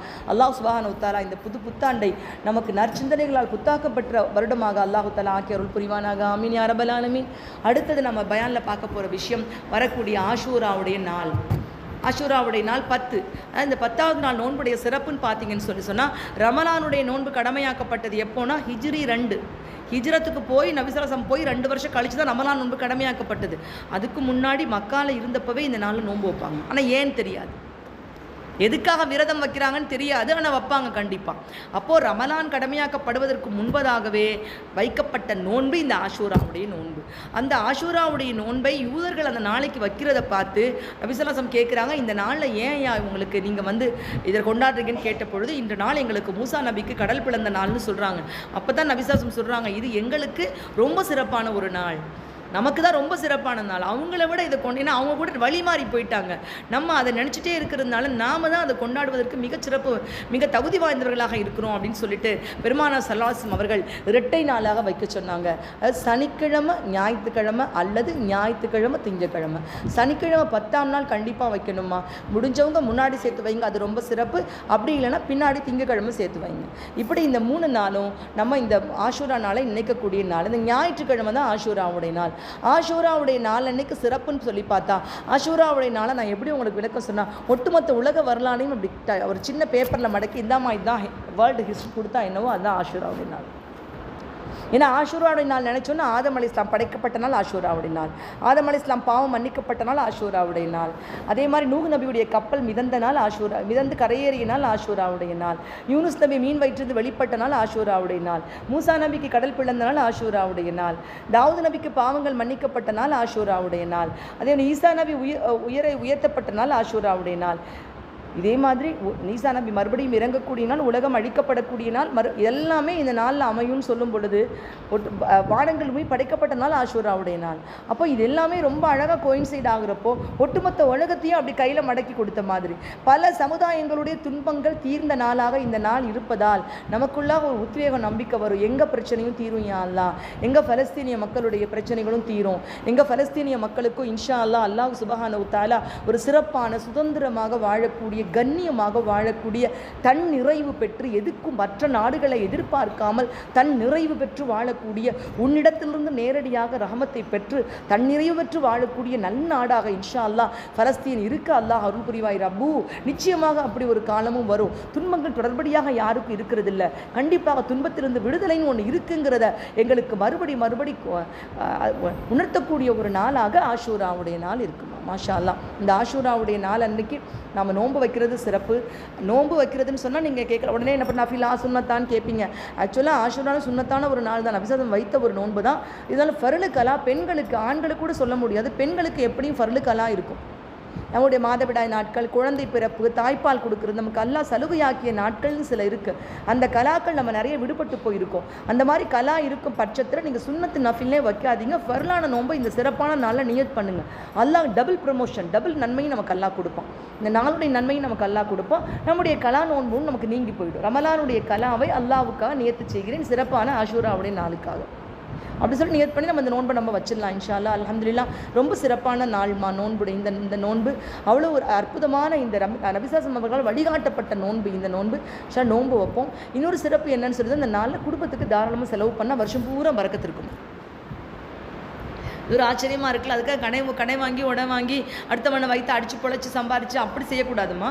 நல்ல சாப்பாடு ஆக்குங்க, குழந்தைகளுக்கு நல்லதை வாங்கி கொடுங்க. உங்கள் சக்திக்கு என்ன முடியுமோ அதை தாராளமாக நம்ம குடும்பத்தோடு மட்டும் இல்லாமல் நம்ம அக்கம் உற்றார் உறவினர்கள் யார் இருக்காங்களோ ஒரு ஸ்வீட் கொடுக்க, அது கொடுக்க, ஏதோ ஒரு வகையில் நம்ம குடும்பத்தாருக்கு தாராளமாக செலவு செஞ்சால் நமக்கு பரக்கத் கிடைக்கும். இது வார்த்தை யார் வார்த்தை? பெருமானார் ஸல்லல்லாஹு அலைஹி வஸல்லம் வார்த்தை. அவங்க வார்த்தை கண்டிப்பாக கிடைக்கும். சமைச்சிக்கிட்டு இருக்காங்க, சல்லாசம் கேட்குறாங்க, ஒரு ஆர்டர் சமைச்சிட்ருக்காங்க, 2 ஆர்டர் சமைச்சிட்ருக்காங்க. முன்ஜப்பை கொண்டு வானாங்க, முன்ஜப்பை வந்துச்சு. திரும்ப முன்ஜப்பை கேட்டாங்க, முன்ஜப்பை வந்துச்சு. திரும்ப முன்ஜப்பை கேட்குறாங்க, முன்ஜப்பை வந்துச்சு. திரும்ப முன்ஜப்பை கேட்குறாங்க, முன்ஜப்பை வந்துச்சு. ஒரு ஆட்டுக்கு எத்தனை முன்ஜப்பை இருக்கும்? 2 முன்ஜப்பை. 2 ஆட்டுக்கு 4 முன்ஜப்பை.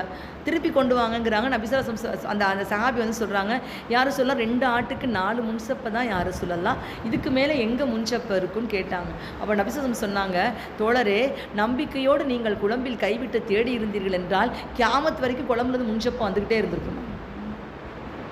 கியாமத் வரைக்கும் முன்சப்பை வந்துகிட்டே இருக்கும். இந்த கேள்வியை நீங்கள் கேட்காம இருந்தீங்கன்னா. பெருமானார் ஸல்லல்லாஹு அலைஹி வஸல்லம் சொல்லியிருக்காங்க, ஆஷூராவுடைய நாளில் தாராளமாக செலவு பண்ணுங்கள். அந்த அன்னைக்கு என்னது, நம்ம நோன்பு வைக்கிறோன்னு காலைல கஞ்சியை வச்சுட்டு நோன்பு வச்சுட்டு சாயந்தரத்துக்கு செய்ய வேண்டாம். நல்லா பிரியாணி வச்சு நோன்பு தரங்க, நல்லா செய்யுங்க. குடும்பத்துக்கு நல்லா நோன்பு வச்சுருப்போம். பொதுவாக நோன்பு வச்சோன்னா ரமலானையாவது வடை கிட்ட அதெல்லாம் செய்வோம். இந்த நாளில் வந்து என்னத்தை செஞ்சோம், பழைய கஞ்சி வச்சு நோன்பு தர நம்ம வீட்டில் யாரும் வைக்க மாட்டாங்க அப்படின்னு நினைக்காதீங்க. நல்ல சாப்பாடு செய்யுங்க, நல்ல சாப்பாடு செஞ்சு நல்ல ட்ரெஸ் எடுத்து நல்லா உடுத்தி சந்தோஷமாக இருப்போம் இன்ஷா அல்லாஹ். நமக்கு வருஷமெல்லாம் அல்லாஹ்வுடைய பரக்கத் நமக்கு வேணுமா இல்லையாமா? அல்லாஹ்கிட்ட இருந்த பரக்கத்துங்கிறது ரொம்ப பெரிய விஷயம். பெருக்கம்ங்கிறது வேற, பரக்கத்துங்கிறது வேற. பெருக்கம்ங்கிறது அதிகமாக இருத்தல், பரக்கத்துங்கிறது அந்த அதிகத்திலிருந்து பலன் பெற்றுக்கொள்ளுதல். நம்ம எவ்வளோ அதிகமாக இருந்தாலும் பலன் கிடைக்கலன்னா எந்த பிரயோஜனமும் கிடையாது. அப்போது அல்லாஹு தஆலா பரக்கத் கொடுக்கக்கூடிய அற்புதமான நாளாகவும் இந்த நாள் இருக்குமா. அல்லாஹ் இந்த மாதத்தை லா தவ்லிமு அன்ஃபுஸக்கும்னு சொல்லியிருக்கான். உங்களுக்கு நீங்களே அழிவில் போட்டுக்கொள்ளாதீங்கன்னு சொல்லியிருக்கான். பாவமான காரியங்களை தவிர்க்கக்கூடிய பாக்கியத்தை அல்லாஹ் உங்களுக்கும் எனக்கும் தந்தருள் புரிவானாக. இந்த புத்தாண்டின் ஹிஜ்ரத்திலே கிடைத்த நற்படிப்பினைகளை நம்முடைய வாழ்க்கையில் எடுத்துக்கொண்டு செயல்படுத்தக்கூடிய நல்லடியார்களாக அல்லாஹ் நம் அனைவரையும் ஆக்கி அருள் புரிவானாக. சொன்னபடி நானும் கேட்டபடி இங்குள்ள அனைவரும் சொன்னபடியும் கேட்டபடியும் அமல் செய்யும் தௌஃபீக்கை யா அல்லாஹ் எங்களுக்கு தந்தருள்வாய். யா அல்லாஹ் கிருபையில் நானே எங்களுடைய மதரசாவை கபூலியத்தானதாக ஆக்கிவை ரஹ்மானே.